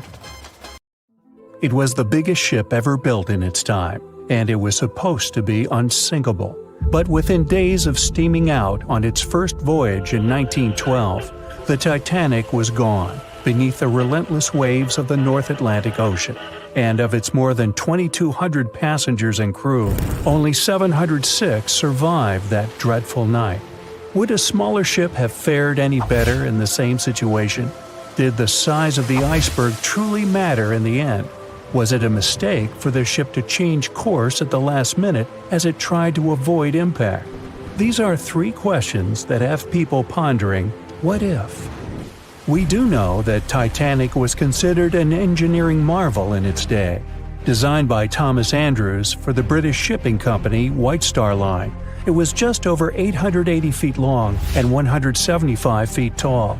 Built with abundant space for 840 staterooms, a swimming pool, a squash court, a gym, and 2 dining rooms.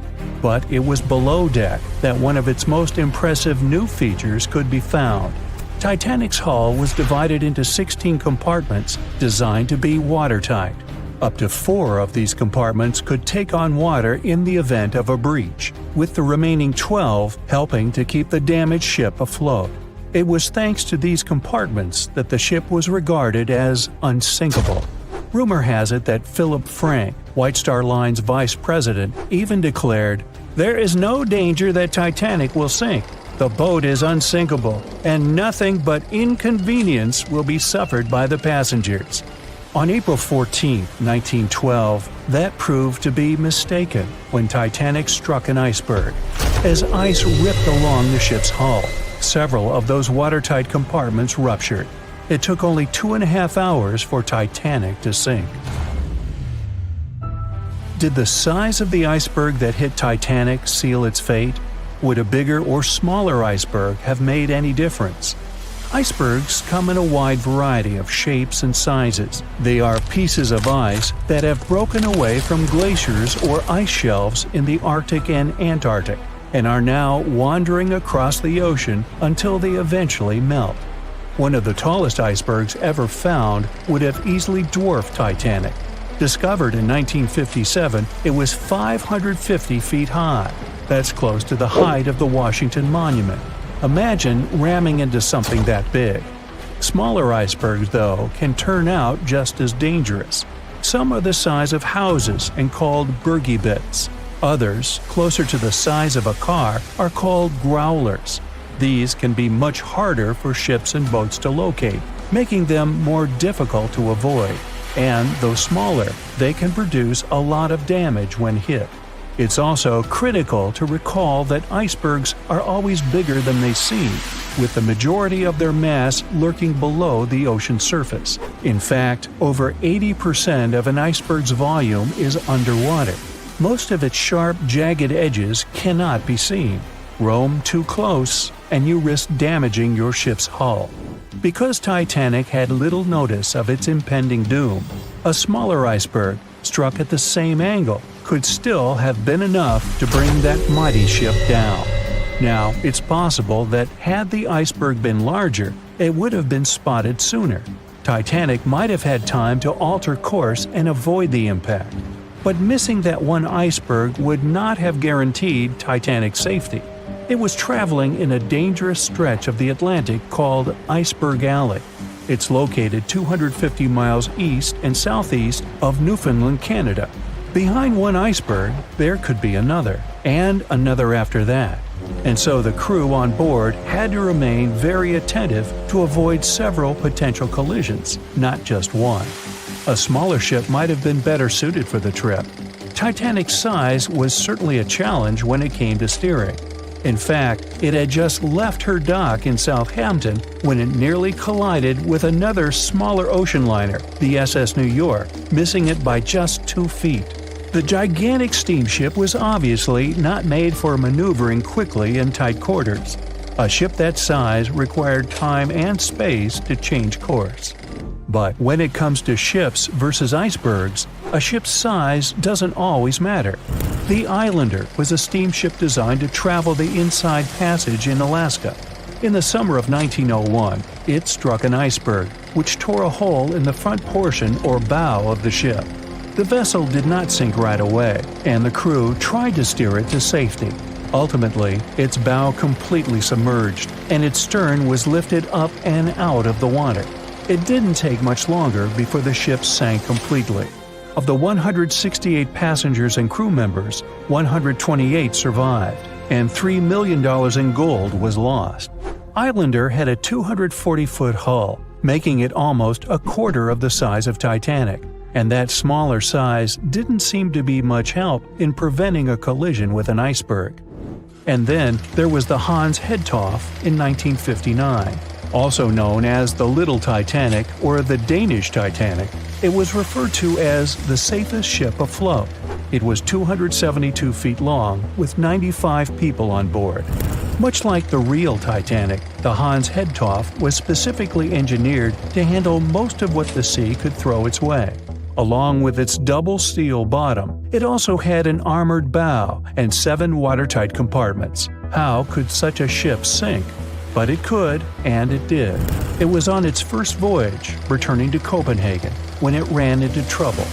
On January 30th, it hit an iceberg. An SOS was sent, but when the Johannes Cross arrived to help, the Hans Hedtoft was nowhere to be found. The only evidence of the ship's existence was a lifebelt that was washed ashore in Iceland 9 months later. Again, the ship's smaller size didn't work in its favor. A smaller size of Titanic wouldn't have guaranteed a safe voyage in 1912. The final what-if concerns the last-minute choice when the iceberg was spotted and the alarm sounded. First, Titanic could attempt a complete stop, but this wasn't an option as the ship needed a half a mile to come to a halt, and the iceberg was a mere 900 feet away.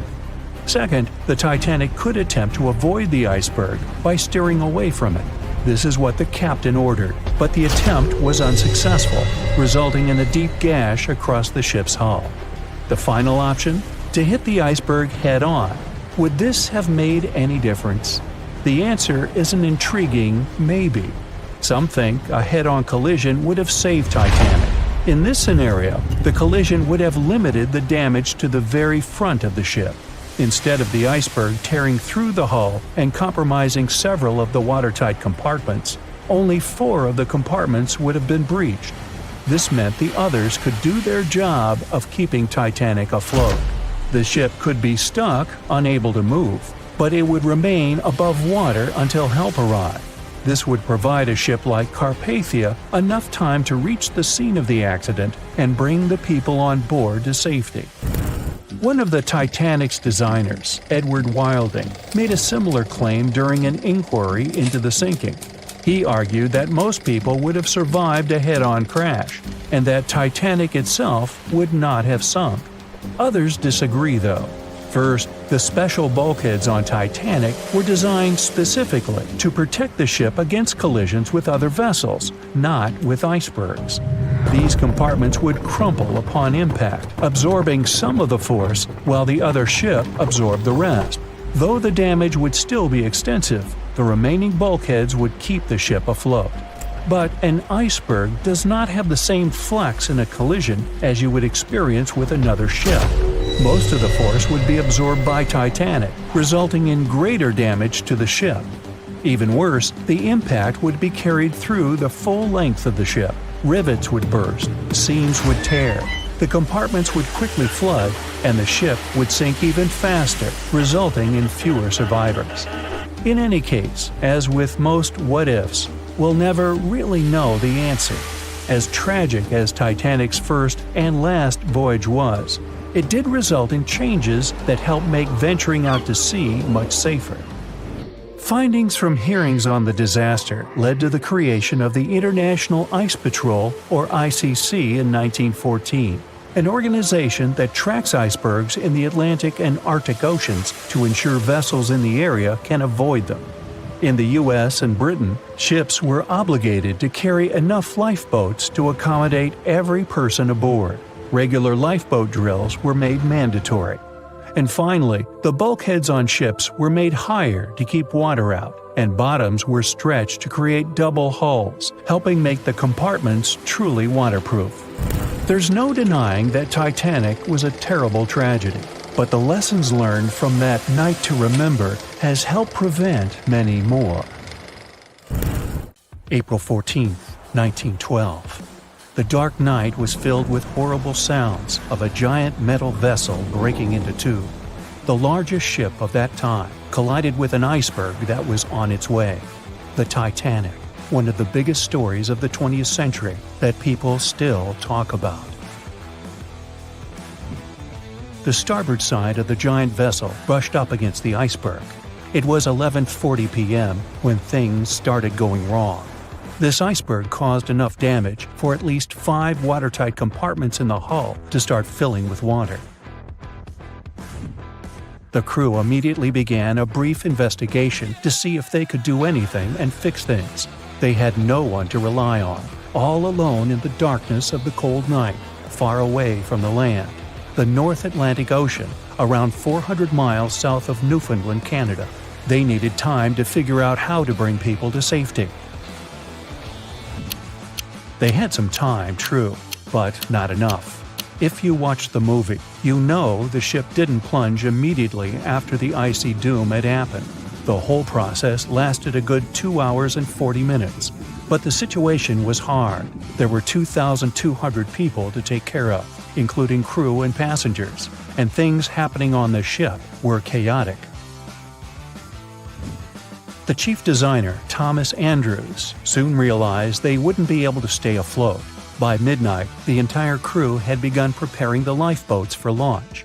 They had 20 boats with space for only 1,178 people, which was just a bit more than 50% of the people on board. The order was to get women and children to safety first. Crewmen were there to row and guide the boats. The scene over the next 2 hours gradually started escalating. The crew members had a task to wake up passengers and warn them something bad was happening. They wanted to place them into a fleet of lifeboats as soon as possible. At 12:15 a.m., some crew members sent out a distress signal. A steamship called Frankfurt was among the first ones that received the message and responded, but they were about 170 nautical miles away. Some other ships also got the message and offered their assistance, but sadly, they were too far away as well. At 12:20 a.m., the Cunard liner Carpathia got a distress signal from the Titanic and changed its course right away. They were 58 miles away at the time, and it would take them more than 3 hours to get there. 20 minutes later, the crew was lowering the first lifeboat. It was carrying only 27 passengers, although it had room for 65. Many of the lifeboats that were launched first were well below capacity. Crew members were worried, thinking the Davids wouldn't be able to hold a fully loaded lifeboat. And in the beginning, many passengers were just too afraid to leave the ship. They still thought Titanic was unsinkable and couldn't imagine the scenario that was going to happen 1 to 2 hours later. The crew was firing the first of 8 distress rockets. Unsuccessful. No one was close enough to help. By 1:20 a.m., they lowered 10 lifeboats. Number 8 had only 28 people in it. One of the passengers on the number 10 was 9-week-old Melvina Dean. She would later become the last survivor who lived until 2009 and turned 97. It was 2 a.m. already. 3 of the collapsible boats were the only lifeboats that remained on the ship. The bow of the vessel had sunk low and had tipped far under the surface. People around it could now clearly see stern propellers above the water. Crew members were lowering collapsible lifeboat D from the roof of the officers' quarters with over 20 passengers in it. As the ship's bow went under, the water was washing collapsible A from the deck. Those 20 people were struggling because their boat was partly filled with water. As crew members were trying to release Collapsible B, it fell. Before they righted it, the water swept it off the ship. 30 passengers still managed to find safety on the overturned lifeboat. At 2:17 a.m., the ship's wireless operator decided to transmit one last distress call. A minute later, the light on the ship finally went out. Titanic and all left on board plunged into darkness. The bow continued to sink, and the stern was rising higher above the surface, which placed great strain on the midsection. Horrible sounds were filling the night. Titanic, this massive, legendary ship so many people placed their hopes in and were excited about, broke into two between the third and fourth funnels. Reports would speculate it took about 6 minutes for the bow section to reach the ocean bottom. The stern settled back in the water before it rose again into a vertical position. It remained in this situation until it finally disappeared into the ocean. At 2:20 a.m., the stern apparently retained air inside, and water pressure crushed it as it went down. The stern landed about 2,000 feet away from the bow. People consider the Titanic the fastest ship in the world. They thought it was unsinkable because 4 of its compartments could be flooded, and that still wouldn't cause a critical loss of buoyancy.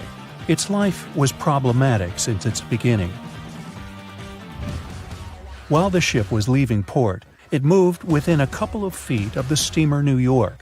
It managed to safely pass by, which was a huge relief for all those worried passengers massed on the ship's decks.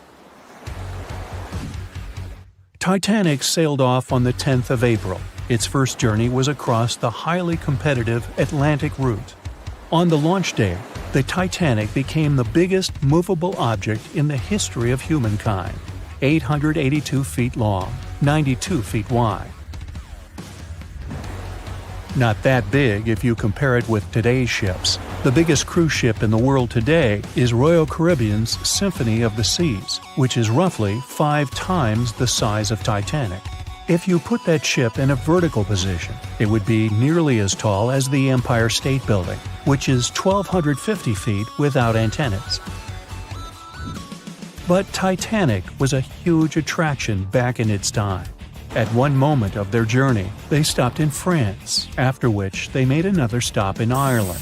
Once the final passengers boarded, the massive ship set out at full speed for their final destination, New York City. 4 days after the beginning of its journey, Titanic failed to divert its course from a huge iceberg, the story we all know about. Only 700 people survived, and most of them were women and children. The night was extremely cold, 1 hour and 20 minutes after Titanic had gone down to the bottom of the ocean. Survivors weren't even sure someone was coming to save them. Finally, they saw the light. It was Carpathia coming towards them. They came for the people in the lifeboats. The crew brought them aboard and pulled a handful of other passengers out of the water. Many ships tried to contact Titanic a few hours after it sank. Their messages were never returned. Later, when there was an investigation of what really happened, they discovered the Leyland liner California had been less than 20 miles away when Titanic was sinking. But the crew didn't hear the distress signals coming from Titanic because their radio operator was off duty. Countries from both sides of the Atlantic were shocked and horrified when they heard details of what happened to Titanic.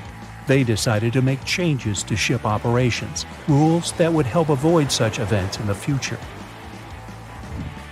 They held the first International Convention for Safety of Life at Sea, where they adopted rules for every ship to have lifeboat space for each passenger on board. Also, lifeboat drills became mandatory. They also decided to establish an international ice patrol. Its main role was to monitor icebergs in the North Atlantic shipping lanes. Ships also needed to maintain a 24-hour radio watch.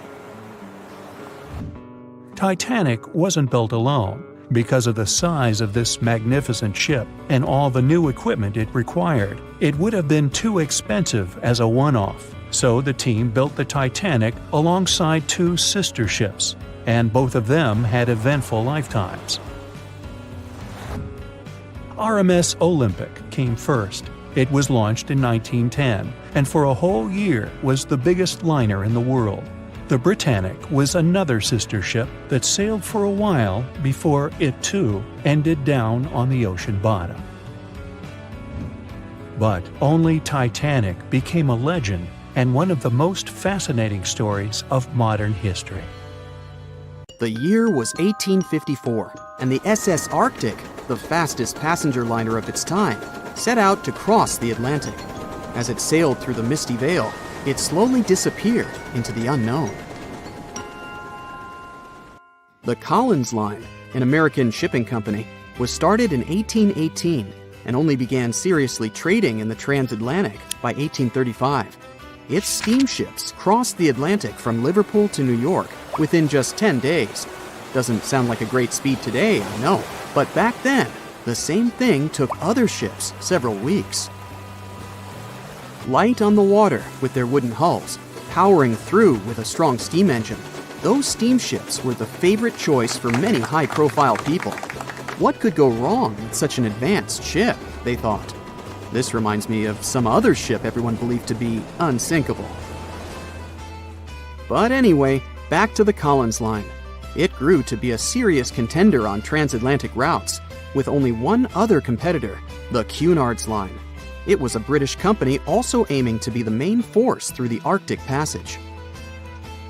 In 1835, the company received a new ship that traveled to Liverpool and came back to New York with the largest cargo ever at that time. From then, the Collins Line was steadily growing. It seemed like there would only be future successes for it. Unfortunately, their lavish ships became costly to run with the amount of coal used. Massive power along with weak wooden hulls meant they needed many repairs after each voyage. So, every trip ended up being expensive. But since the ships were safe and had a great reputation, people were willing to pay the price, and the company was definitely not in crisis. They had achieved something no one had managed to do before them. Like I told you, their ships crossed the Atlantic in a whopping 10 days, and Edward Collins, the owner, was very determined to maintain the pace. Their 5 ships easily outran the Cunard's Line of only 3. With this great praise, it provided more attention. Though the Cunard's ships were slower with their iron hulls, they believed there was still profit, regardless of how slowly they sailed. Among Collins' ships, the Arctic, the third of them to be launched, was the largest, reaching 284 feet long, with 2 side-lever steam engines, each with 1,000 horsepower. The paddle wheels made 16 revolutions a minute when at full speed. At the time of its launch, the press called it the most stupendous vessel ever constructed in the United States. But glamour and fame couldn't avoid what would come next. On the 27th of September, the Arctic was on its journey from Liverpool to New York, continuing a speed pace through the thick fog. It's possible that by that moment, after 4 years of record-breaking trips, the crew became overconfident with their sailing and the ship.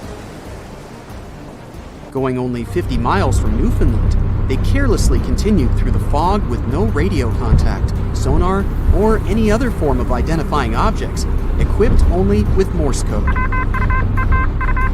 A smaller ship, the SS Vesta, which operated as a fishing vessel, often worked around Newfoundland. It was passing through the same path as the Arctic and crashed into its side. Shocked by the collision, the captain of the Arctic offered help to the much smaller Vesta, but it was soon clear that the damage that seemed minor on the Arctic was far worse. Beneath the waterline, a hole was letting water into the hull. The cost of the much faster wooden hull now seemed less valuable. They steered toward land, trying to plug the holes, but they weren't doing so well, and the seawater continued to pour in, filling up higher and pushing the ship down. And finally, once the engine room was full, it put out the boilers, taking away the massive power the Arctic was once legendary for. They moved slowly until coming to a complete stop. The ship continued to sink, and the order was to abandon it. At the time, maritime law allowed for the Arctic to carry only 6 lifeboats, only capable of saving 180 people. The crew and some of the passengers managed to push their way aboard and took most of the seats on those boats. Things were pretty wild, and everyone forgot about their manners, not letting the ladies and the youngest ones board first. It took 4 hours for the Arctic to sink. 150 crew and 250 passengers were on board. Those that weren't able to find a lifeboat made a desperate attempt to build their own rafts from parts of the ship. 2 days later, only 3 boats made it safely to the shore. The other 3 were never found. Believe it or not, the rescue party also saved some people that had been clinging to the wreckage for 2 days. Unlike the crew, the captain went down with the Arctic, but amazingly survived. He would be only one of 85 people that made it out of the 400 on board. When the news arrived 2 weeks later, the public responded with great sadness to the losses.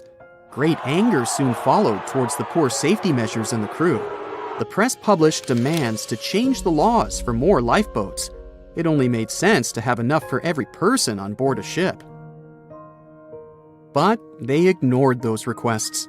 This neglect would lead to more disasters in the future. Enough lifeboats would only come into maritime law some 60 years later, after the disaster of the Titanic. Edward Collins' wife and 2 children were also aboard the ship and didn't return. He was heartbroken, but didn't stop running his business. The Collins line still had a reputation to uphold, the biggest, fastest, and most luxurious on the Atlantic. Edward Collins would now build an even better ship than any other. It was named the Adriatic, and it was the largest ship in the world, 354 feet long. With 2 alternating steam engines that had never been built of this size. These steam engines at the time were at the height of engineering, though today you can only see them in models and toys. With the new addition of 2 masts, the Adriatic would also be able to sail if needed. Luckily, they made some lessons from the disaster of the Arctic. But before their new ship, the Adriatic, was built, another disaster had occurred. The sister ship of the Arctic had also sunk.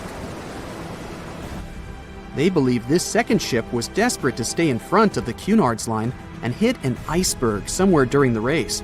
This weird contest took the lives of 141 people. The desperation of Collins and his weakly built hulls pushed the company towards bankruptcy in 1858. The newly built Adriatic, costing over $1 million, had only made 1 voyage in the end. And even that voyage was considered a disaster. The ship collided with a tugboat. It still managed to finish its maiden voyage at a suitable time. After the company had gone bankrupt, they had to sell the ship for only $50,000. They removed the great giant engines, replacing them with only sails. Although it was once the greatest ship on the high seas, it was only 30 years later until it was abandoned, labeled irreparable, and anchored in a river. The other remaining ships were also sold and only used for parts. Edward Collins left the industry altogether, seeking work on dry land instead. As the Collins line was no longer in the mix, the Cunards would grow in strength. Without competition, they would win the Blue Ribbon for the next 30 years, and 180 years later, after producing hundreds of ships. They still have a constant presence on the seas, as they provide transatlantic crossings, world voyages, and leisure cruises. To this day, the Cunard Line is the only one to run ships between Europe and America, and it's great proof that it's not always the fastest that's the best. Thick fog is rising over the ocean as the sun is slowly sinking towards the horizon. It's hard to see further away than a few dozen feet, but that's enough to notice a hulking, skeletal shape in the distance. As your ship approaches the figure, your heart beats faster, and then you make out the details of another vessel, abandoned by the looks of it. ghost ships do exist, and their mysteries aren't always solved. Take MV Hoita, for example. It was a wooden vessel built in 1931 as a luxury yacht.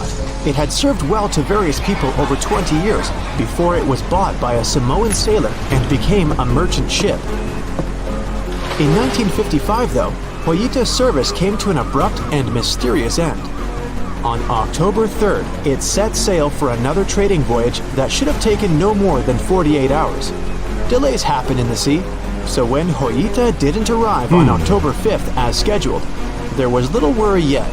But then it failed to come on the following day too. There was no distress signal or any other sign of Hoita's presence anywhere between its departure and arrival points. A search and rescue party was dispatched to find the ship, and for 6 days, they were scouting the area of nearly 100,000 square miles. On October 12th, the mission returned to the base empty-handed. Hoita vanished without a trace. It was only a month later that another merchant ship, Tuvalu, noticed the missing vessel far away from its route, drifting in the open sea and listing heavily. The sailors boarded the ship and found that all of its crew and passengers, 25 people total, were missing, along with all the cargo the vessel had been carrying. The radio was tuned to the International Distress Channel, meaning that the crew had been trying to ask for help, but they couldn't reach anyone because the radio cable had been damaged, limiting the range to 2 miles. The lifeboats were missing as well, indicating that people on board must have left the ship. Unfortunately, they seem to have taken the logbook with them, leaving the rescue team clueless as to what had happened. Even today, the mystery of MV Hoita hasn't been solved yet. No one knows where the crew and passengers had gone and what had caused them to leave. SV Carol A. Deering wasn't a ghost ship in the usual sense of the word. There are no sightings of it in the open sea. Instead, it was found on the shore. But the circumstances of it running aground are a puzzle shrouded in mystery. Carol A. Deering was built in 1919 in Maine, and it was a large vessel made for commercial voyages. Unfortunately, despite its large cost of construction, it had only served for a year before its last trip. July 19, 1920. The ship was traveling from Puerto Rico to Rio de Janeiro via Newport News to deliver a cargo of coal. It was almost halfway to the final destination when the captain fell seriously ill, and the crew turned back to drop him and his son off and replace the captain. The voyage went without incident, but when it came to Barbados in December to resupply, there were strange moods among the crew. The first mate didn't seem to be happy with the new captain. No one paid much attention to it back then, when they probably should have. The last sighting of Carol A. Deering at sea was on January 28, 1921, when a lightship noticed it off the coast of North Carolina. There was some commotion on the quarterdeck of the ship, where the crew were normally not allowed. Then, another vessel sighted it, but there was already no one on the decks. On January 31st, the merchant ship was found hard aground in the Diamond Shoals, a site notorious for numerous shipwrecks that had been occupying there for centuries. When the search and rescue party boarded the ship, they found it abandoned, the log and personal belongings of the crew gone, along with the 2 lifeboats. There is still no answer to what happened on board of Carol A. Deering that January, although the most popular version was mutiny. Maybe we'll never find out the truth though. SS Bechimo is perhaps one of the most notable ghost ships in history.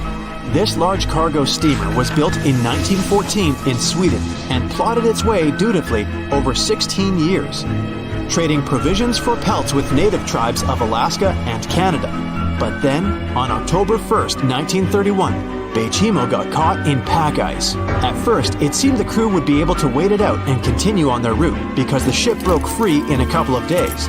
But in less than a week, it became caught again, this time for good. In another week, a rescue party was sent to fetch 22 of the Bechimo's crew, while another 15 remained behind to wait through the winter if necessary and get the ship back. But a month later, after a powerful blizzard struck their camp, the sailors went out of their shelters only to find the ship gone. Luckily, a few days later, a native hunter told them Bechimo hadn't been lost yet. He'd seen it about 45 miles from where they had been stationed. They managed to track it down, but decided the ship wouldn't survive the winter. So they took the most valuable cargo from its hold and abandoned it. They were wrong though. SS Bechimo did survive that winter, and many more that followed. When the ice broke, it sailed away on its own, drifting listlessly along the shores of Canada and Alaska. There were numerous sightings of the ghost ship, sometimes adrift in the open sea, and at other times stuck in the pack ice again. People attempted to board and salvage it, but weather conditions or lack of equipment always prevented them. SS Bechimo was last sighted by Native Alaskans in 1969, 38 years after its abandonment. What became of it later remains unknown.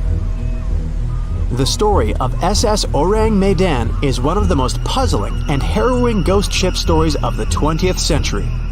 No one even knows for sure if the ship even existed in the first place. It wasn't recorded in Lloyd's Shipping, the International Register of Ships, which makes it either a tall tale or a vessel that avoided being officially recognized for some shady reasons. In any case, the accounts as to what happened to the Medan vary. According to most reports, it was carrying some unknown cargo in the Indonesian waters when a distress call was received by another ship in the vicinity. The officer on duty heard an SOS message, but its contents are different depending on the accounts. The message did not repeat, and the crew of Medan didn't answer to any attempts to contact it back.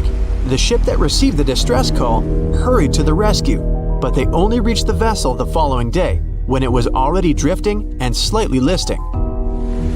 When the rescuers boarded the ship, they found that none of the crew had survived. However, one lifeboat was missing, which implied that there was at least one crew member who managed to escape.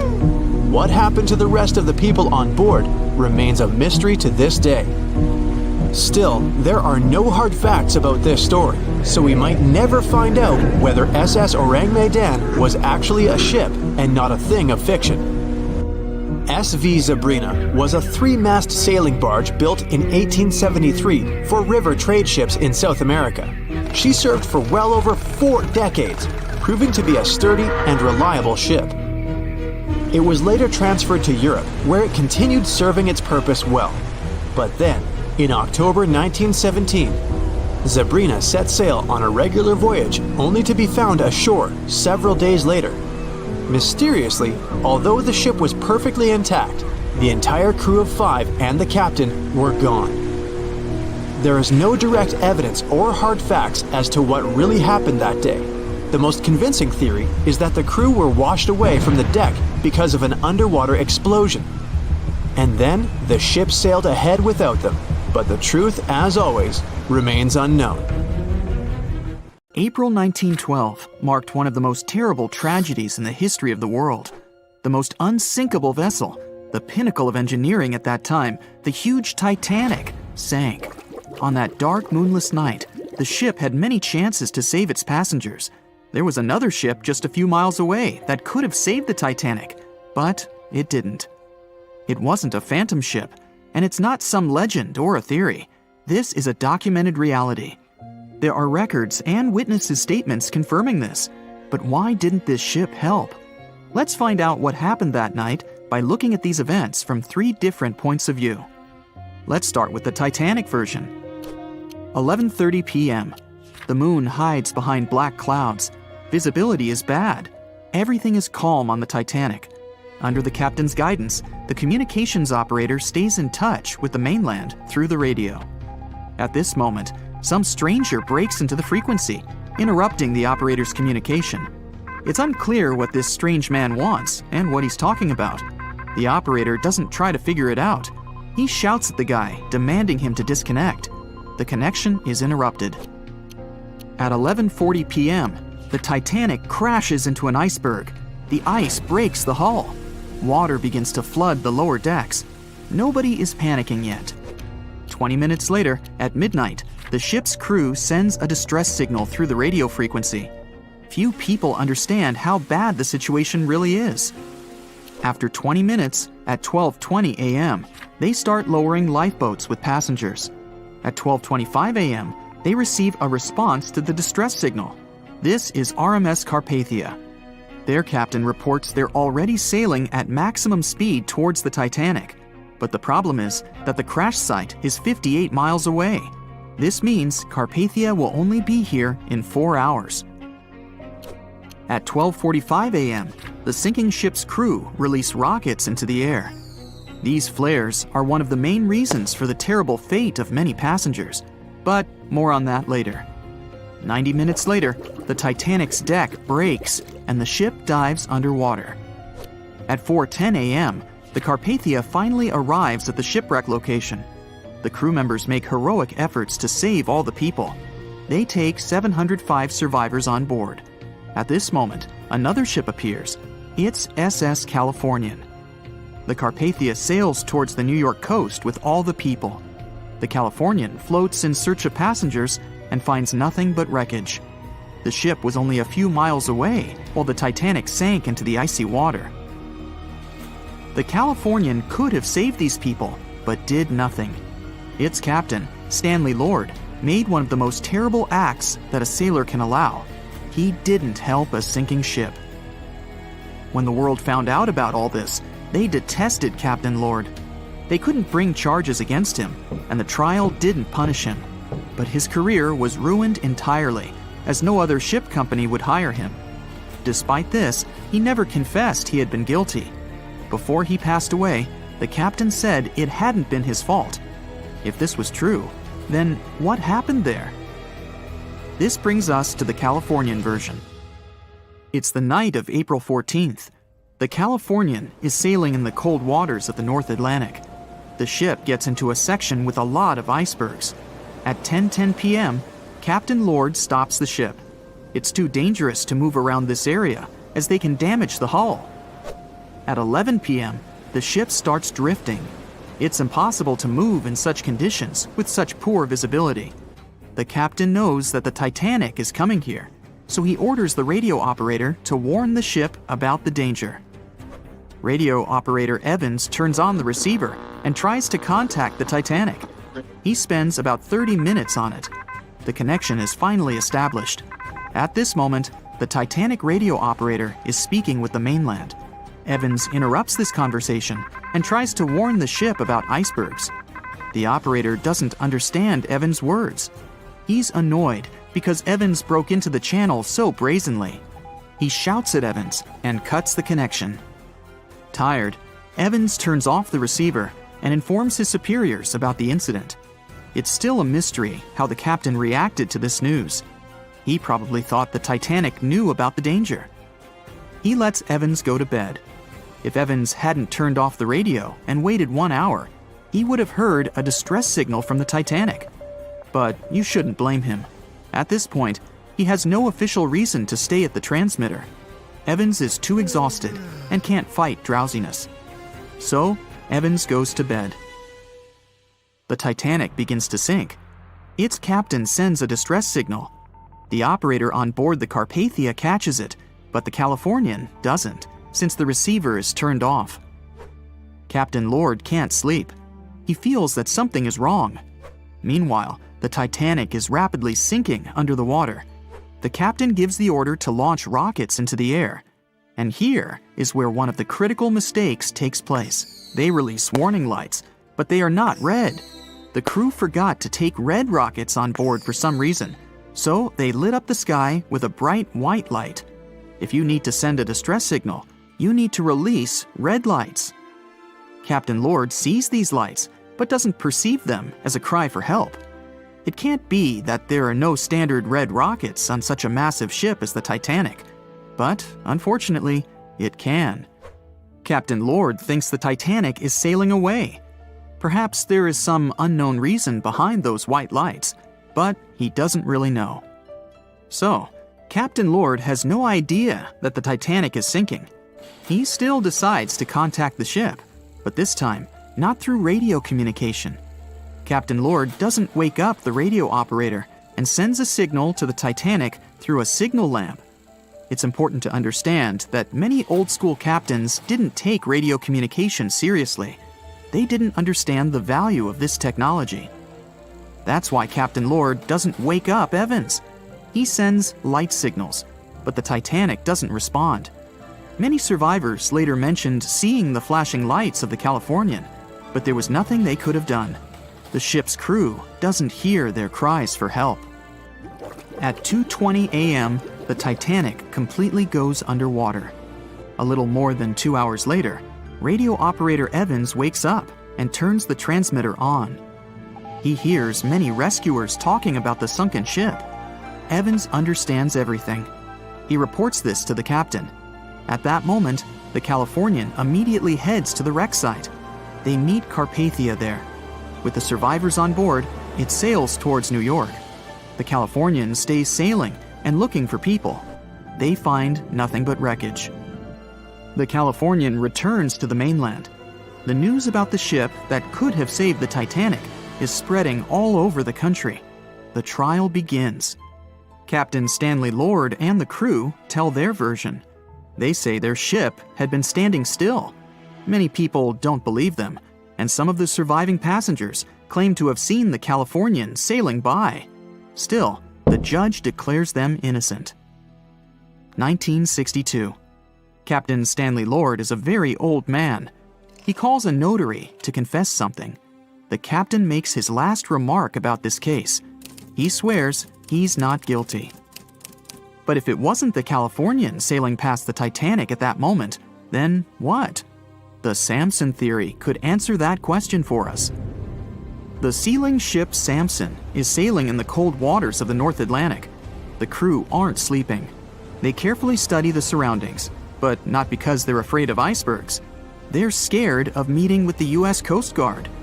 The Samson ship's crew catch seals, which is illegal. At 12:45 a.m., Samson's captain sees white signal rockets. The team is sure it's the Coast Guard. They turn off the lights and sail away. It's dark, so they don't notice the sinking Titanic. They return to the coast of Iceland and hear about the disaster. They realize they have abandoned the drowning passengers. The nephew of one of Samson's crew members reads about this story in his uncle's diary. The nephew asks for permission to publish these recordings. All the people realize that Captain Lord wasn't guilty, but unfortunately, he didn't live to see this moment. Actually, it's still unknown who is guilty in this story. 2 ships were nearby the Titanic. Their captains were adequate people. They would have helped save all the passengers. Their fault was that they couldn't understand what the Titanic wanted on that dark night. Someone forgot to put red flares in the box. This small but fatal detail was one of the leading causes of the tragedy. On April 10, 1912, the RMS Titanic set sail from England. But this wasn't the launch of a regular ship. The Titanic was the largest liner ever built at the time. It was 882 feet long. That's nearly the size of 3 soccer fields. And measured from the hull to the top of the smokestacks, the ship was an impressive 175 feet tall. That's the size of a 17-story building. Deemed unsinkable, it took 3,000 workers almost 3 years to build. But a mere 4 days into its very first voyage, at 11:40 p.m., the ship collided with an iceberg and was lost beneath the waves of the Atlantic Ocean. It took the liner only 2 hours and 40 minutes to sink. And of more than 2,200 passengers and crew members on board, only 706 survived. The wreck would remain lost for another 73 years, hiding its many secrets within the frigid Atlantic waters. And if it wasn't for a man whose whole life had been devoted to exploring the sea, the giant ship might have remained lost for a lot longer. That man was Robert Ballard. As a child, Ballard was obsessed with the ocean. This fascination started when he was just 12 years old. That's when he watched a film adaptation of Jules Verne's science fiction novel, 20,000 Leagues Under the Sea. It had everything to spark a young person's imagination, from adventure and strange creatures to a powerful underwater vehicle called the Nautilus. It could travel anywhere in the world you wanted to go. From that moment, life on dry land was no longer in Ballard's future. When he was 23, he was assigned to the Deep Submergence Group. There, he helped develop techniques to search the ocean floor. His biggest accomplishment was the creation of Alvin. It was a small, easy-to-maneuver submarine that could carry 3 people. It also featured an external mechanical arm designed to gather underwater samples while the crew remained safe and dry inside. Alvin the submarine quickly proved useful for a variety of tasks. For example, once it was used to track down an aircraft that had crashed into the sea. But the vessel experienced a series of setbacks. In one case, it was attacked by a swordfish, which caused the submarine to resurface quickly. The swordfish, still stuck in the outer skin of the submarine, became that night's dinner. And in October 1968, the submarine was being lowered into the water when the cables holding it snapped, sending it careening into the ocean along with 3 crew members on board. And because the small vessel was still open, it immediately filled with water and quickly began to sink. Luckily, the crew managed to escape, but Alvin was gone. Bad weather hampered multiple attempts to recover the vessel. It wasn't until the following year that it was finally returned to the surface. In time, Alvin would be improved. Its hull would be strengthened by titanium, giving it a higher depth rating, thus making it even better suited for ocean exploration. The specialized submarine would come in handy in many of Ballard's 100-plus expeditions. The man was one of the first to explore an underwater mountain chain called the Mid-Atlantic Ridge in the Atlantic Ocean. And when he found thermal vents in the Galapagos Rift in the late 70s, he also helped discover and document the process of chemosynthesis. That's a complicated chemical synthesis of food energy by bacteria. But his biggest discovery was still to come. Ballard claimed he'd never been a Titanic fanatic, but he eventually became obsessed with finding the ship after watching other explorers try and fail. As he said, Titanic was clearly the big Mount Everest at the time. Many others had tried, many that I thought would have succeeded or should have succeeded but didn't.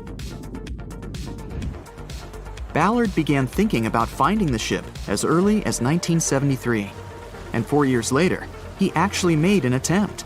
He used the deep-sea salvage vessel Sea Probe, which was a drill ship equipped with cameras and sonar. But he was forced to give up when the drilling pipe broke. It just wasn't his time. In the early 80s, a Texas oil man named Jack Grimm tried to find the wreck on 3 different occasions. Once, Grimm was actually right over the Titanic, but his equipment failed to detect it. That's what we call extreme bad luck. Ballard was just biding his time. He needed a plan and some help. The first issue was getting down to the bottom of the Atlantic. The furthest down he had ever traveled before was 20,000 feet, and this trip took him 3 hours, and that didn't include the way back up. Ballard knew he could use Alvin, already enhanced with a titanium hull to withstand the pressure of the ocean. But he also needed something that didn't require him to actually go down with it.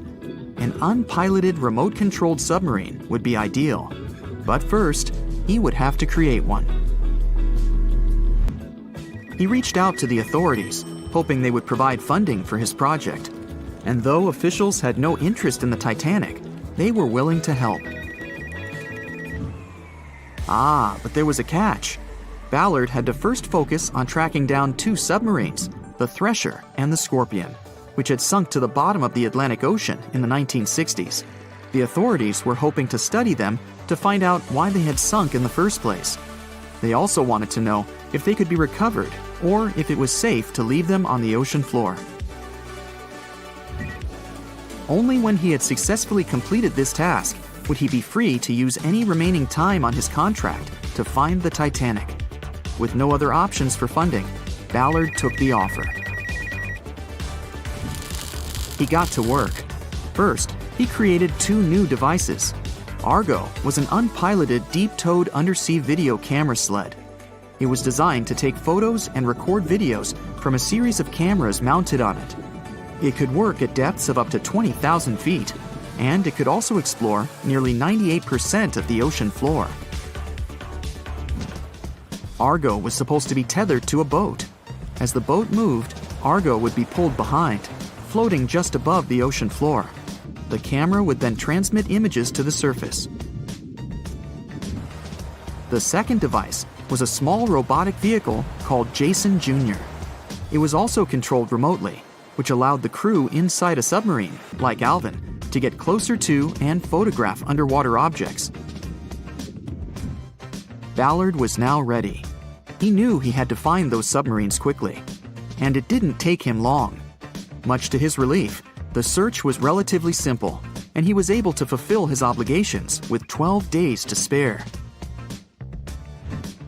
With almost 2 weeks to devote to finding the Titanic, he set out to explore the ocean.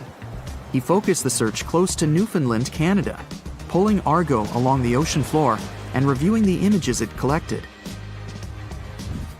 And after a few days of nothing, they eventually found riveted hull plates and a boiler. Could this be it? The next day, a ship's large bow was revealed. On September 1st, 1985, Ballard and his fellow crew members realized they had finally found the infamous ship. The discovery resulted in a mix of emotions. Ballard was excited to be the first to find the Titanic's final resting place, but he was also overwhelmed by the sense of grief for those who had suffered when the ship had gone down. Over the next 4 days, the crew explored the wreck. They found the crow's nest, from where the iceberg had first been spotted. Plus, there was finally evidence of how the massive ship had split in two before sinking, with both halves of the ship found. There was furniture and dinnerware, and sadly, several leather shoes of those who hadn't made it to safety were scattered about the ocean floor. Ballard succeeded where others had failed and became an instant celebrity around the world.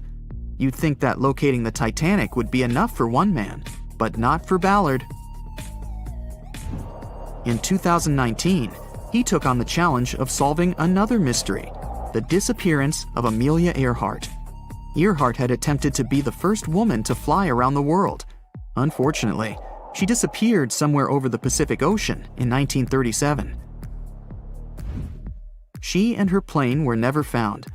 Ballard hoped that his luck with the Titanic would help with finding where Earhart had gone down, but his expedition failed to find anything.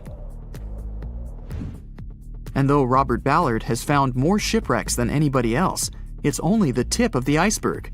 It's estimated that there are over 3 million shipwrecks in the ocean, and Ballard has only located 100 of them.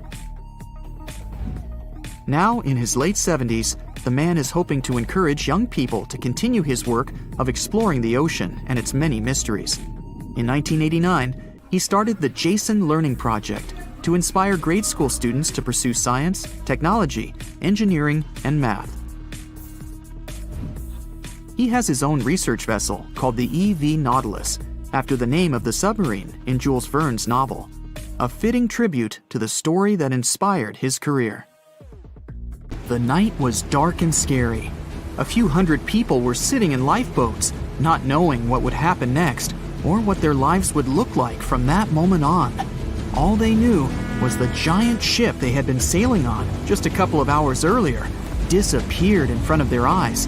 They were alone, waiting for help. Is anyone even coming?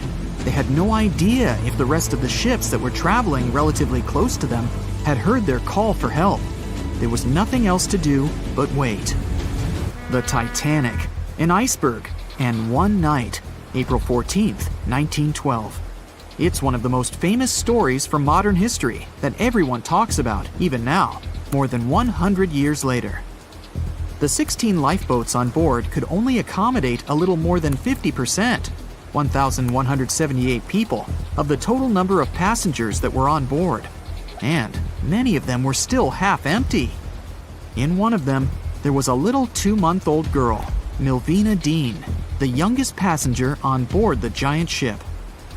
Her parents had decided to leave England because they wanted to build a better life in the United States. Her father had some family in Kansas, and he hoped they could start their own business there. The Dean family didn't actually choose to be on board this giant legendary liner, but because of a coal strike, they got transferred there, So they boarded it at Southampton as third-class passengers. Milvina's father felt when their ship hit the iceberg on that cold and seemingly peaceful night. He immediately went up to investigate. When he saw that people were panicking and that the crew members were giving warnings on the actual danger of the situation, he rushed to their cabin to find his wife. He told her to dress the children and quickly go up on deck. The crew members gave the order to get the lifeboats ready and start transferring women and children there first. It was a chance for at least some family members to get to safety. Milvina, her mother, and her brother got in Lifeboat 10. They were among the first off the liner out of the 706 crew members and passengers who managed to escape the sinking ship. Later, the liner called Carpathia heard their call for help, came for the passengers, and took them to New York. Her father, unfortunately, stayed behind them and didn't manage to save himself. Milvina grew up in Ashurst, England, which wasn't far from where she set sail on the ship.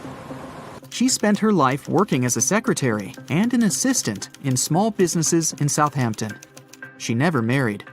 Milvina always used to say she never spoke about the whole Titanic thing because she remembered nothing about it, so she didn't want people to think she was just drawing attention to herself. But in 1985, a French-American team got together and located the wreck of the Titanic. It was around 370 miles east of Mistaken Point, Newfoundland, in water that was more than 2 miles deep. That's when they confirmed the ship split in two. For decades, people believed the ship sank in one piece. They thought the only significant damage was the damage the hull got from its contact with the iceberg.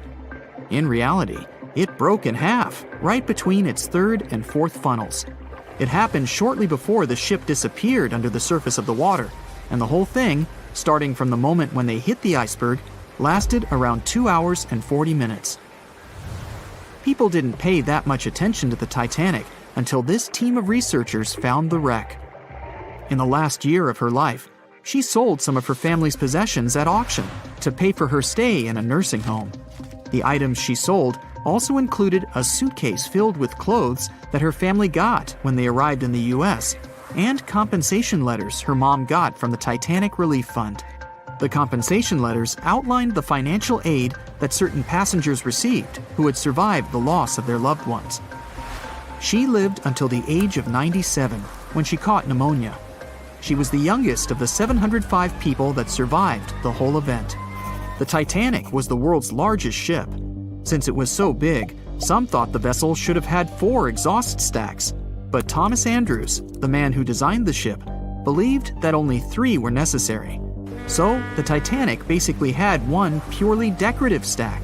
2,200 people were on board when the ship sank. There were 908 crew members, and the maximum number of passengers on board, which was 3,500. As you probably saw in the movie, there were different classes of passengers. The estimated overall wealth of those in first class was about $500 million, and researchers estimated $6 million worth of things went down to the ocean bottom, together with the ship.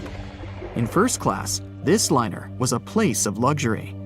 It had 4 restaurants, 2 libraries, 2 barber shops, reading rooms, and a photographic darkroom on board. There was also a heated swimming pool, but only first-class passengers could use it, at a price of 1 shilling a time. The ship also had Turkish baths and electric baths, and passengers could use each for 4 shillings at a time. The cost to build this massive giant was $7.5 million, but that was back in 1912. Today, it would be about $200 million. First-class tickets cost $2,560 at the time, which is today's equivalent of $61,000. What would you get in these expensive cabins? A sitting room, 2 bedrooms, 2 wardrobe rooms, and a bathroom. Would you pay that much for those luxuries? Teams of researchers still haven't explored many areas on the Titanic. It's still very, very hard to access them with underwater vehicles. There was a lifeboat drill scheduled for the same day the Titanic sank, but it was called off for some reason. The crew had done just 1 lifeboat drill, and that was when the ship was still docked. But even if the crew members had been properly trained and each lifeboat had been filled, the capacity was still not enough to save each and every passenger. The Titanic was the biggest movable object in the world at that time. On May 31st, 1911, its immense hull made its way down the slipways and ended up in the River Lagan in Belfast. Over 100,000 people were there to see the launch, which took just a little more than a minute and went off without a hitch. The people who were in charge of the ship immediately towed the hull to a mammoth fitting-out dock. Thousands of workers spent most of the next year there working hard, building the decks and constructing all those luxury interiors that gave the Titanic its specific look. They were also installing the 29 giant boilers that would power the ship's 2 main steam engines. All that to get the title unsinkable. The ship had more than just one fatal flaw. You may have heard of one of its design flaws. The airtight bulkheads weren't completely sealed on top. This allowed water to flow from one compartment to another, which eventually sank the liner. And Titanic had more flaws. High sulfur content, cold temperatures, and high speeds largely affected the steel of the vessel's hull and the iron of its rivets. The steel here shattered, while the rivets popped out relatively easily. This was the reason the Titanic sunk 24 times faster than we'd expect. There are many theories about what really led to the sinking of such a giant. And one says a full moon from a couple of months before could be one of the reasons. It may have created very strong tides that sent a flotilla of icebergs southward. This was right in time for the Titanic's maiden voyage. Research says an optical illusion prevented the ship from getting help. One famous British historian, Tim Moulton, thought the atmosphere on the night of the sinking created specific conditions that made it very hard for the crew members to spot icebergs. They partially caused something called superrefraction. The extraordinary bending of light causes miraging, and several ships in the area recorded it. Not only did this prevent the crew from seeing the troublesome iceberg in time, but it also stopped one of the ships that could have offered help from identifying the call for help and communicating with the Titanic crew. Also, some say the ship was traveling too fast. From the start, they blamed the skipper for sailing such a big liner at such a high speed, 22 knots, through the cold and unpredictable waters of the North Atlantic, which was full of hidden icebergs. April 1912 marked one of the most terrible tragedies in the history of the world. The most unsinkable vessel, the pinnacle of engineering at that time, the huge Titanic, sank. On that dark, moonless night, the ship had many chances to save its passengers. There was another ship just a few miles away that could have saved the Titanic, but it didn't.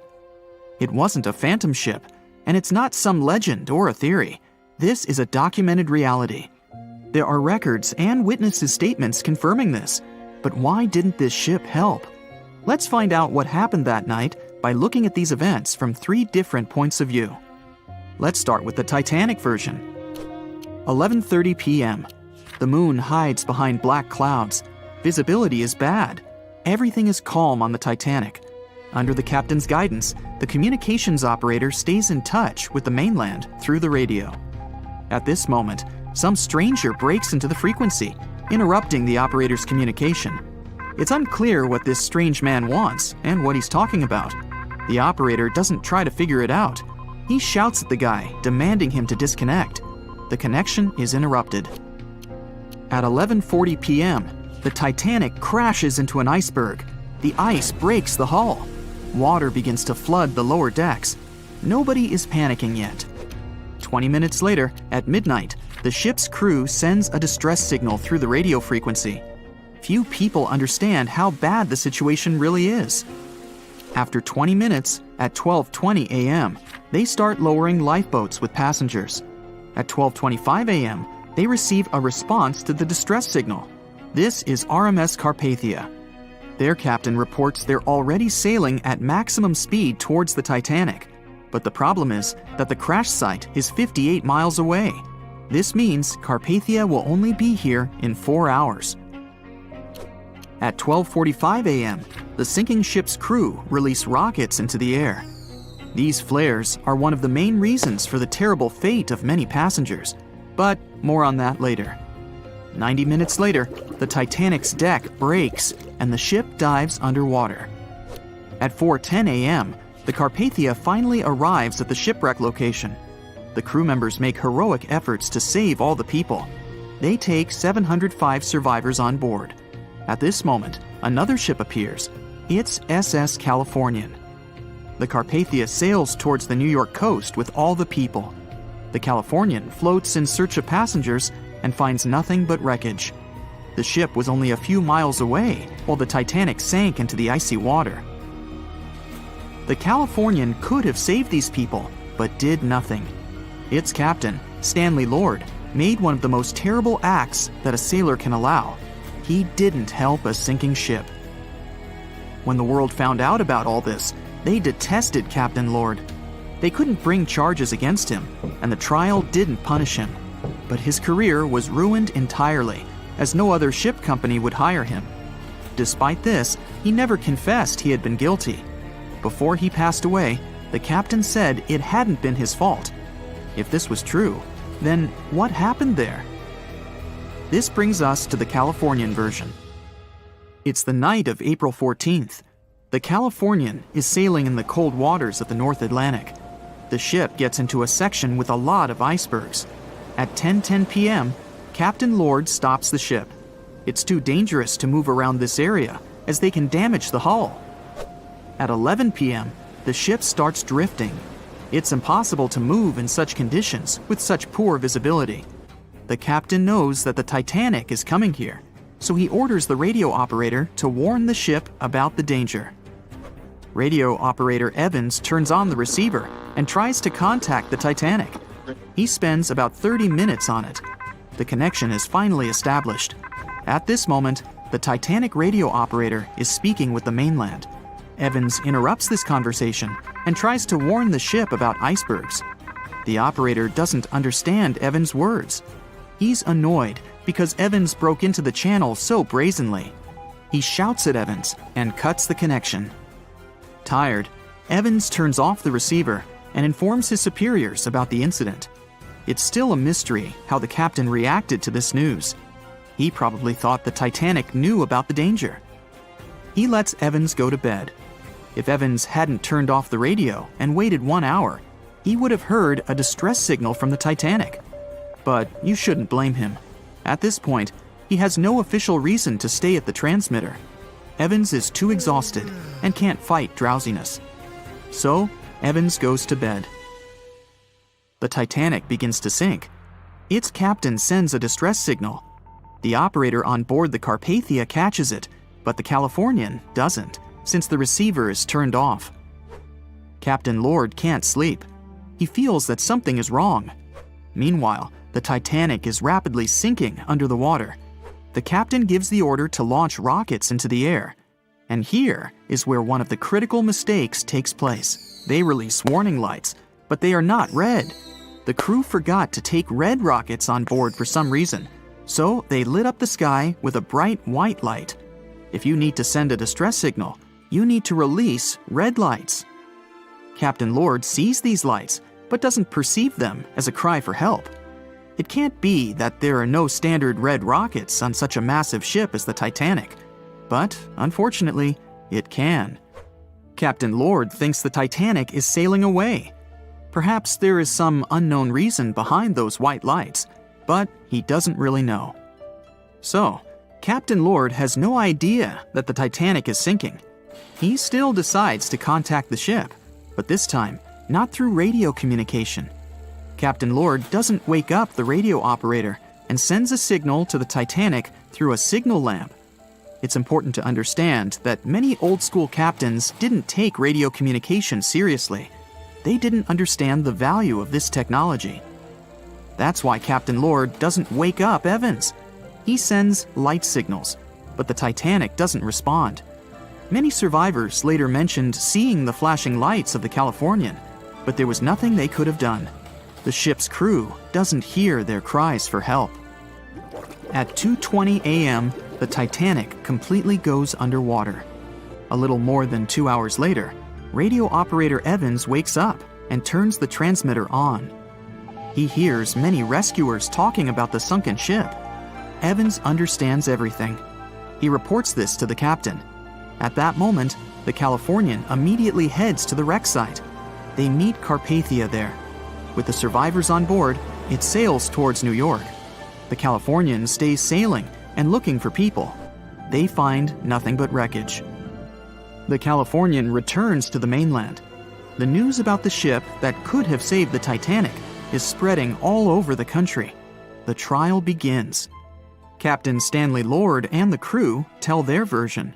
They say their ship had been standing still. Many people don't believe them, and some of the surviving passengers claim to have seen the Californian sailing by.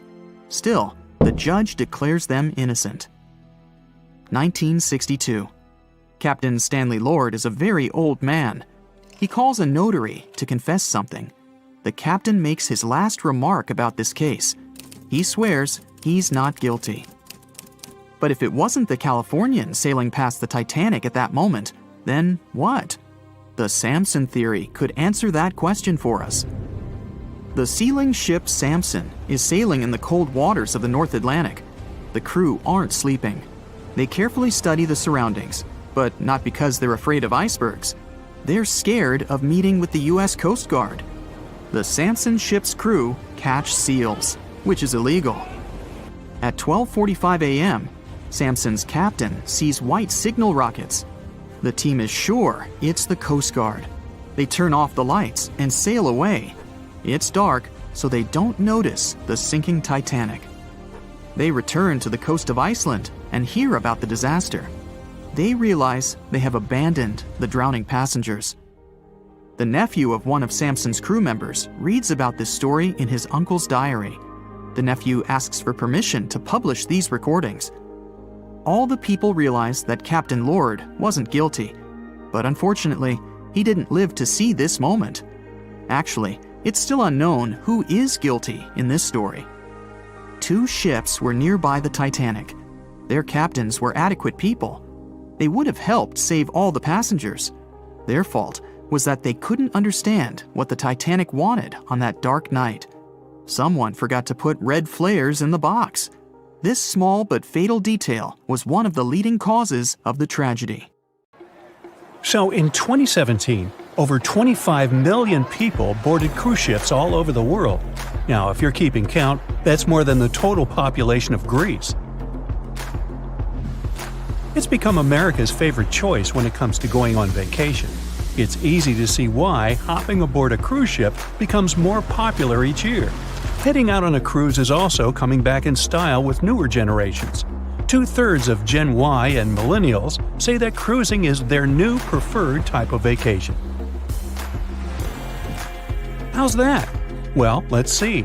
It's easy to plan in advance. On board, you can find activities for all family members, and you get a chance to visit several different destinations in one trip. An added bonus of booking a cruise? You can sample various places for a future time off. The entertainment on board is often top-notch, providing passengers with an added taste of luxury.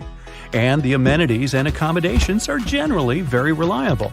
Not to mention that it gives tourists that feeling of actually getting away from everything that people strive for while out of the office. Royal Caribbean International is one of the largest cruise lines in the world, with just over 19% of the cruise market as of 2018. Its current fleet is divided into many different classes of ships, including the Voyager class, Radiance, and Quantum. The latest addition to the Royal Caribbean International's impressive fleet was built in 2018. Wonder of the Seas is now the largest cruise ship in the world. Since this spectacular liner has just had her maiden voyage in March 2022, let's look at some of the incredible perks it has to offer its passengers. For starters, the boat is so big that it had to be split into neighborhoods. Well, it figures since Wonder of the Seas can accommodate almost 7,000 passengers. Fond of New York? Well, no worries. Wonder of the Seas has a central park of its own, with an estimated 10,000 plants to check out. The ship's central park is a feature of all Oasis-class ships, being one of the so-called neighborhoods. Let's look at some other areas, shall we? Like this boardwalk, a place that includes an arcade, a candy store, and a sports bar. It's best suited for long walks. There's a pool and sports zone on Wonder of the Sea. These areas feature the ship's numerous pools and hot tubs. There are many activities to check out on the sports court. Then there's the Royal Promenade, or Promenade if you prefer. That's the main road on Wonder of the Seas, with bars, lounges, and places to grab a cup of coffee, or a luxurious latte. The entertainment neighborhood is the focal point for leisure activities on the ship. Here, guests can find a comedy club, an ice skating rink, and even a theater. The spa and fitness area is a tranquil zone with a huge array of treatments available. The fitness center is free of charge, by the way, so there's no excuse for guests to skip a leg day. An extra eighth zone was added to Wonder of the Seas. It's called the Suite Neighborhood. This is an exclusive area designed for guests staying in the suites. Oh, now I get it. It's located at the top of the ship. Guests here have designated staff members called Royal Genies. Yeah, if you rub a lamp in your suite, they appear. Nah, not really. The genies are similar to butlers. They can cater to just a few cabins. Of course, the cruise line wants to divert other guests from asking these crew members various questions and taking their time. That's why the genies don't wear name tags in public areas.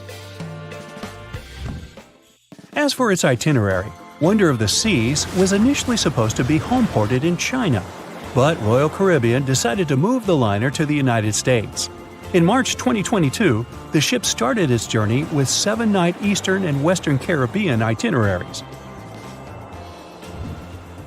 In May 2022, Wonder of the Seas is scheduled for a trip to Europe, with Western Mediterranean cruises from Barcelona and Rome planned for its guests. Passengers will also be able to visit Palma de Mallorca, Spain, and Capri, Italy. When the summer season is over, Wonder of the Seas is scheduled to return to Florida to offer year-round sailing starting November 2022. And by the way, there is no truth to the rumor that a special cruise only for highly allergic and hay fever sufferers will be called the Wonder of the Sneeze. Nope, not at all. Now, it's hard to imagine a ship so massive that can accommodate so many amenities on board. For example, the Titanic was the largest ship of its time, measuring 882 feet in length. And Wonder of the Seas is not only 1,188 feet long, it's also 36% taller and 34% wider. Speaking of lifeboats, which I am about to, Titanic had a mere 20 lifeboats on board, which was tragically not enough to fit all the passengers after the ship hit the iceberg. But Wonder of the Seas has an even smaller number of lifeboats, 18 to be precise. Sounds weird and dangerous? Well, not really, given that each of these lifeboats can accommodate up to 370 people. It means that all the passengers and crew members, an estimated 8,000 people if fully booked, are going to be safe in case of an emergency. If we could somehow have a race between the two ships, well, Titanic was in fact the faster ship out of the two, beating Wonder of the Seas by 1 knot per hour. Cruise ship passengers today are more interested in the experience rather than the speed of the boat itself. That's why how fast a ship can travel is not an extremely important aspect nowadays. In terms of costs, Titanic cost around $7.5 million at the time of its construction. It's the equivalent of about $200 million today. How about Wonder of the Seas? Well, it cost a staggering $1.35 billion to build, making it 6 times more expensive than the Titanic. How about we compare ticket prices? Well, in this case, the least expensive ticket on Titanic was £7. It's about $1,000 today. The cheapest ticket on Wonder of the Seas is currently $423, but prices may vary depending on the location, season, itinerary, and how much you tip your Royal Genie. And I know you were going to ask, how about icebergs? Well, Titanic steamed in the frigid North Atlantic, where you had to be on the lookout for those. Wonder of the Seas will be cruising the balmy Caribbean, where the worst thing you can hit on is 17 and blackjack. Oops, busted. Anyway, set side by side with its other sisters from the Royal Caribbean Fleet, Wonder of the Seas is equally as impressive. The company's earliest ships could host about 2,500 people. This included passengers and the staff. Such ships were Splendor of the Seas, Legends of the Seas, and the smallest of them all, Thumbelina of the Seas. No, wait, that should be Empress of the Seas. Oops, my bad. The largest ships in the company's fleet can now house about 9,000 people altogether. That's almost 3 times the size and capacity of the earlier liners. Wonder of the Seas is one of them, as well as Harmony of the Seas and Symphony of the Seas. Are you seeing a pattern here? Yup, if you ever encounter a ship with "of the Seas" in its name, it's safe to assume it belongs to Royal Caribbean. But if it's a can of tuna, it might actually be Chicken of the Sea.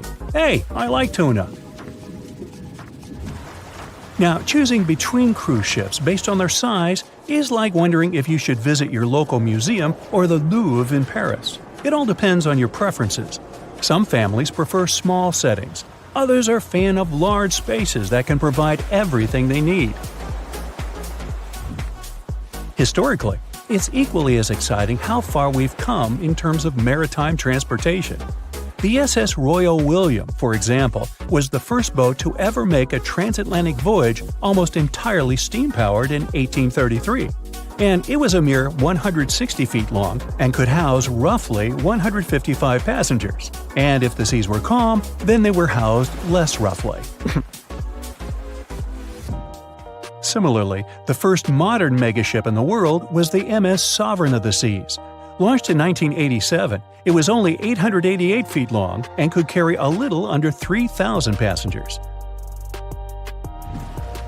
Size and capacity are not the single improvements added to newer cruise ships out there. Recent technological developments in artificial intelligence and facial recognition have allowed cruise operators to ensure faster, smoother boarding for passengers. If, in the past, it took from 60 to 90 minutes for all passengers to board a ship, nowadays, cruise ship operators manage to get people comfortably settled in less than 15 minutes. Now, I'm sure you're already eager to book a ticket, but let's look into some of the more interesting activities you can try on board Wonder of the Seas. This way, you'll know what you're getting yourself into. All Royal Caribbean ships have loads of artworks available for their guests to enjoy. But Wonder of the Seas goes above and beyond, even featuring statues of astronauts in key locations around the ship. You'll find the first astronaut looking through the glass at the promenade, while a second one is busy rock climbing at the boardwalk. The third and last astronaut is more of a movie fan. This statue can be found near the movie screen sitting area. Going astronaut sightseeing is proving to be quite the experience among guests. In the areas with no access to sunlight, Wonder of the Seas features virtual balconies. In case of bad weather, guests can still have a feeling of the outdoors, but without having to hide from wind or rain. Teenagers have a place of their own reserved on the ship. There's a special club with a private hot tub, selfie area, games, and comfortable seating. The inside part of this club features a vending machine, an interesting collection of literature, and tables for foosball. Well, sign me up. Meet Arthur John Priest. No, he isn't famous for being a painter or for discovering some long-lost treasure. He didn't invent some cool gadget or break any world records. No, Arthur John Priest is famous simply for being unsinkable. Proving one can be both lucky and unlucky at the same time, Priest was involved in and survived several mishaps at sea, including the fateful maiden voyage of the Titanic. Priest was not a rich man interested in sailing for pleasure. He was part of the working class, employed as a stoker or fireman, stuck for hours within the hot bowels of large steam-powered vessels.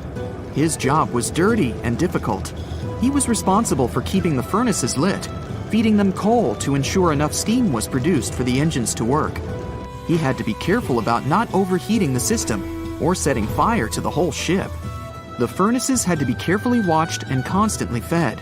He breathed it all in a while, working and fighting with the sweat and the dirt. He would often work shirtless because of the heat and was always covered in black coal dust. And when he finally had a break, his shared living quarters were nearby in the same part of the ship. He must have been good at his job, though, because he had no trouble finding work. But wherever he went, bad luck seemed to follow. The first incident was a mild one. As a young man, Priest worked on the RMS Asturias. The passenger liner first set sail in 1907, traveling between Southampton in the UK to Buenos Aires in Argentina. At some point during its maiden voyage, the ship suffered a small collision. The damage was bad enough that the ship returned for repairs. Thankfully, there were no reports of any serious injuries. Priest, unfazed, simply went to work on another ship, but his bad luck lingered on the Asturias. In 1914, the Asturias became a hospital ship, helping care for sick men and women around Europe while bringing them home to England. But in March 1917, at just around midnight, the ship was struck by a foreign object. Its hull was breached and the engine room flooded. The captain ordered everyone to abandon the ship, sending crew, patients, and health staff scrambling for the lifeboats. The vessel was still moving, powering through the water because the main controls, located within the flooded engine room, could not be turned off. The captain refused to leave the ship while people were still trying to escape. He was able to aim the Asturias towards Bolt Head, where it finally hit land and couldn't sink. The remaining lifeboats were lowered and the final survivors made it to safety. When they studied the damage on the ship later, the Asturias was declared a total write-off. It might be hard to pin this particular disaster on Priest. After all, he wasn't even on the ship at the time. But it seemed that many of the ships on which he served were destined for trouble. His bad luck followed him to his next job on the RMS Olympic, a massive ocean liner. The Olympic was big. In fact, it had been designed and built as part of the fleet that included the Titanic.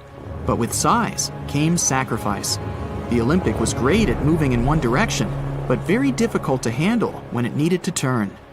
It was September 1911. The Olympic was trying to alter its course.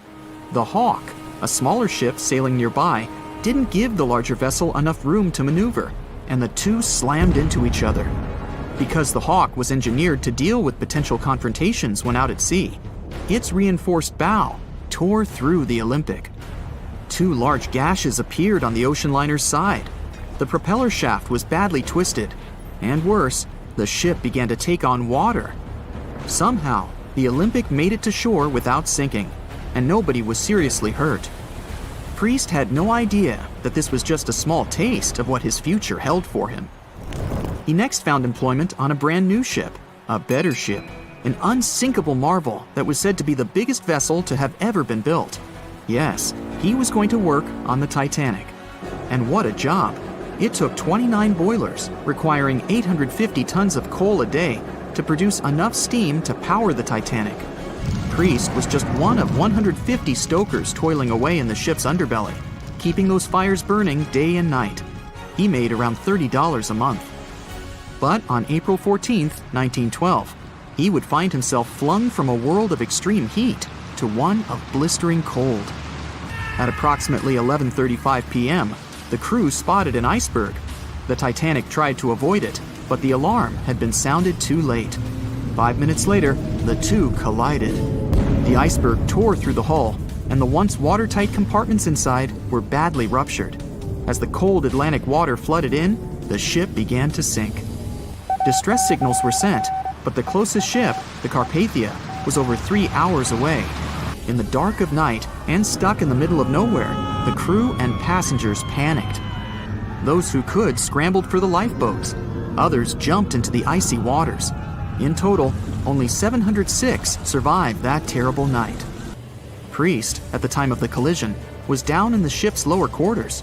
He was on break, relaxing from a hard day of work. And as the ship went down, so did his chances of survival. He and his fellow workers were in the most dangerous position on the ship. They had to make their way through a maze of corridors and gangways, some of which were flooded, in a mad dash to the deck. And then they faced the frigid water, jumping in and desperately swimming to safety. The ocean was so cold that Priest even suffered frostbite before finding his way onto a lifeboat. He was one of only 44 stokers to survive that night. After an experience like that, most of us would never set foot on a boat again. But Priest had to work. His next job also ended in disaster. He was offered employment on the HMS Alcantara. It went down in 1916, and Priest was again one of the few to make it to safety. He was badly wounded in the process. But he kept pressing his luck, and his next job as a stoker may have felt eerily familiar. He would be working on a ship built by the same people behind both the Olympic and the Titanic. And this ship, named the Britannic, was the biggest of the three. It was also believed to be a superior vessel, fitted with new safety features after the Titanic sank. For example, it had 48 open lifeboats, 46 of which were the largest ever used on a ship before. 2 of these were even motorized and equipped with special communication devices. The good news? The Britannic survived its first trip without incident. It was already doing better than the Titanic ever did.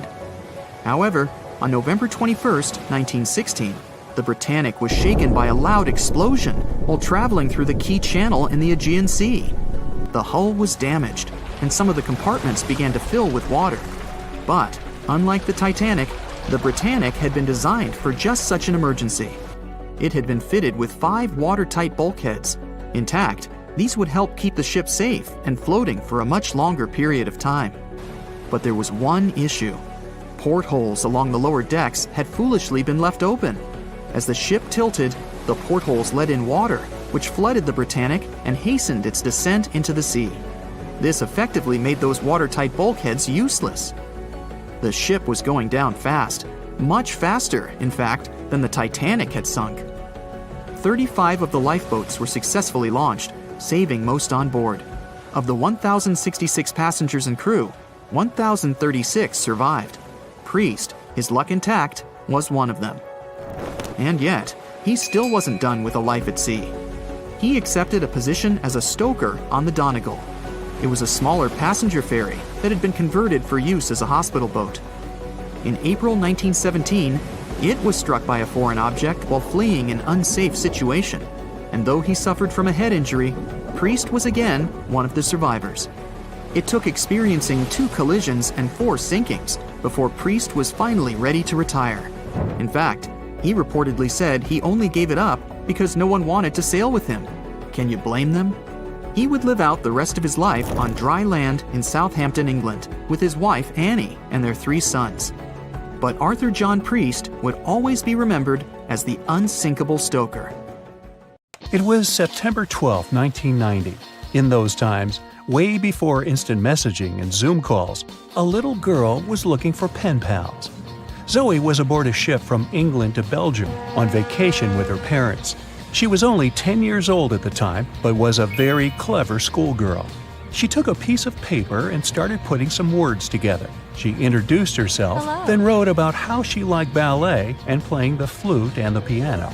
Of course, she couldn't help but mention her 2 adored pets, a little hamster she called Sparkle and her fish Speckle. She also put down the address at which she could be reached in case someone was interested in writing back to her. But alas, she was at sea. Who could she send this message to? An interesting idea came to her mind. She carefully placed her letter in a plastic bottle, tightly closed the lid to protect it from the water, and threw it into the sea. The little girl's excitement faded away over the years as she didn't receive a response. Maybe the bottle got stuck somewhere. Maybe it was swallowed by some big, scary sea creature. Or maybe the water actually poked through the plastic cap and destroyed her message. Many years later, on Christmas, a letter for Zoe was received at her parents' house under her maiden name. The postage signaled that the message was from Europe. It was from a Dutch couple, Piet and Jacqueline Lateau, who had found her delicate bottle and were very considerate to write back. They pointed out that they had found the letter among the debris thrown at the shore by the sea. Zoe's letter had been stranded for a staggering 23 years at sea and traveled for more than 350 miles to reach its final destination near Rotterdam in the Netherlands. That's quite a voyage for a small plastic bottle. A story similar to that of Zoe is the strange connection between 2 little boys. A little German boy named Frank Uzbek was on a boat traveling to Denmark when he got the same idea as Zoe. He was 5 years old at the time he put together a message and threw it into the unknown. The year was 1987. He got his response years later when he was 29. His letter, just like the one Zoe would send a couple of years later, had been at sea for 24 years. His message was found by a boy named Daniel Korotkin while he was on a walk with his parents on the Koronian Spit near the Baltic Sea. Daniel was lucky that his father knew enough German to translate the message. The unlikely friends eventually met via video call in 2011. Not all message-in-a-bottle stories have been explained away. In 2013, a Croatian surfer came across a damaged bottle while near the Adriatic Sea. The message it contained dated back to 1985, and it was from a man named Jonathan.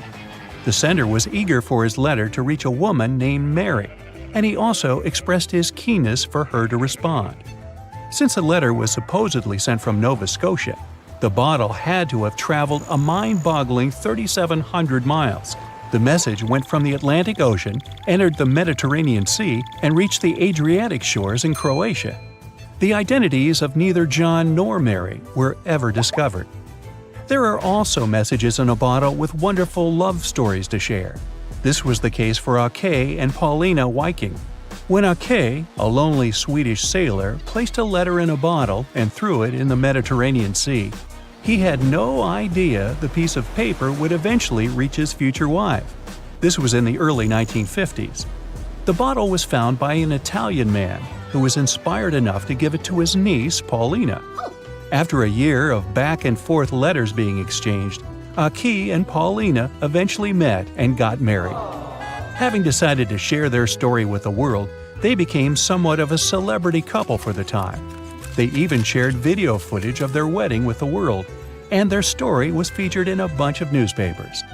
This fortunate event started a movement between young people looking for love, increasing the number of messages being thrown out at sea in search of a fairy tale ending.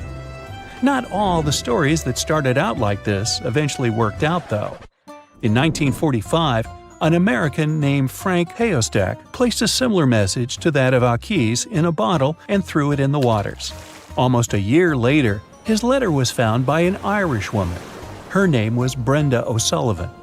Their years of correspondence soon caught the attention of the media at the time, but their friendship never flourished because of the added pressure.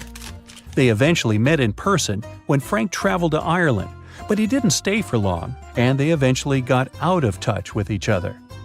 After Titanic met its strange ending, many bottles containing secret messages started to surface.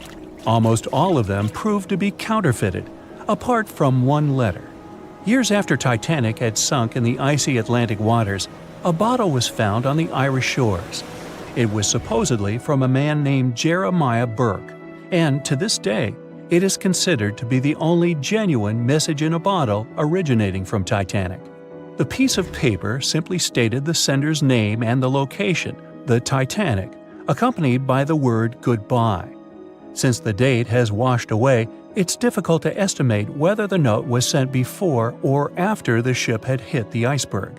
The common understanding is, however, that since Jeremiah was looking to relocate to the U.S., he was merely sending his last symbolic regards to his family and friends back in Ireland.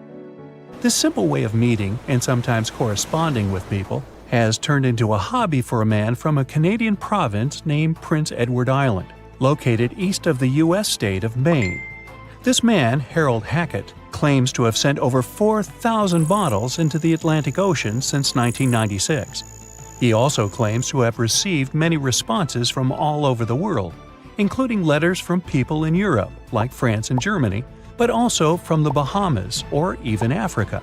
This unlikely pastime earns him about 150 Christmas cards from his pen pals each year. To this day, he refuses to add his phone number to any of his letters. This way, he ensures that if people ever want to contact him, the only means of doing so is via a written letter. He's also studied the best times to send the messages in the water based on the direction of the winds and the currents.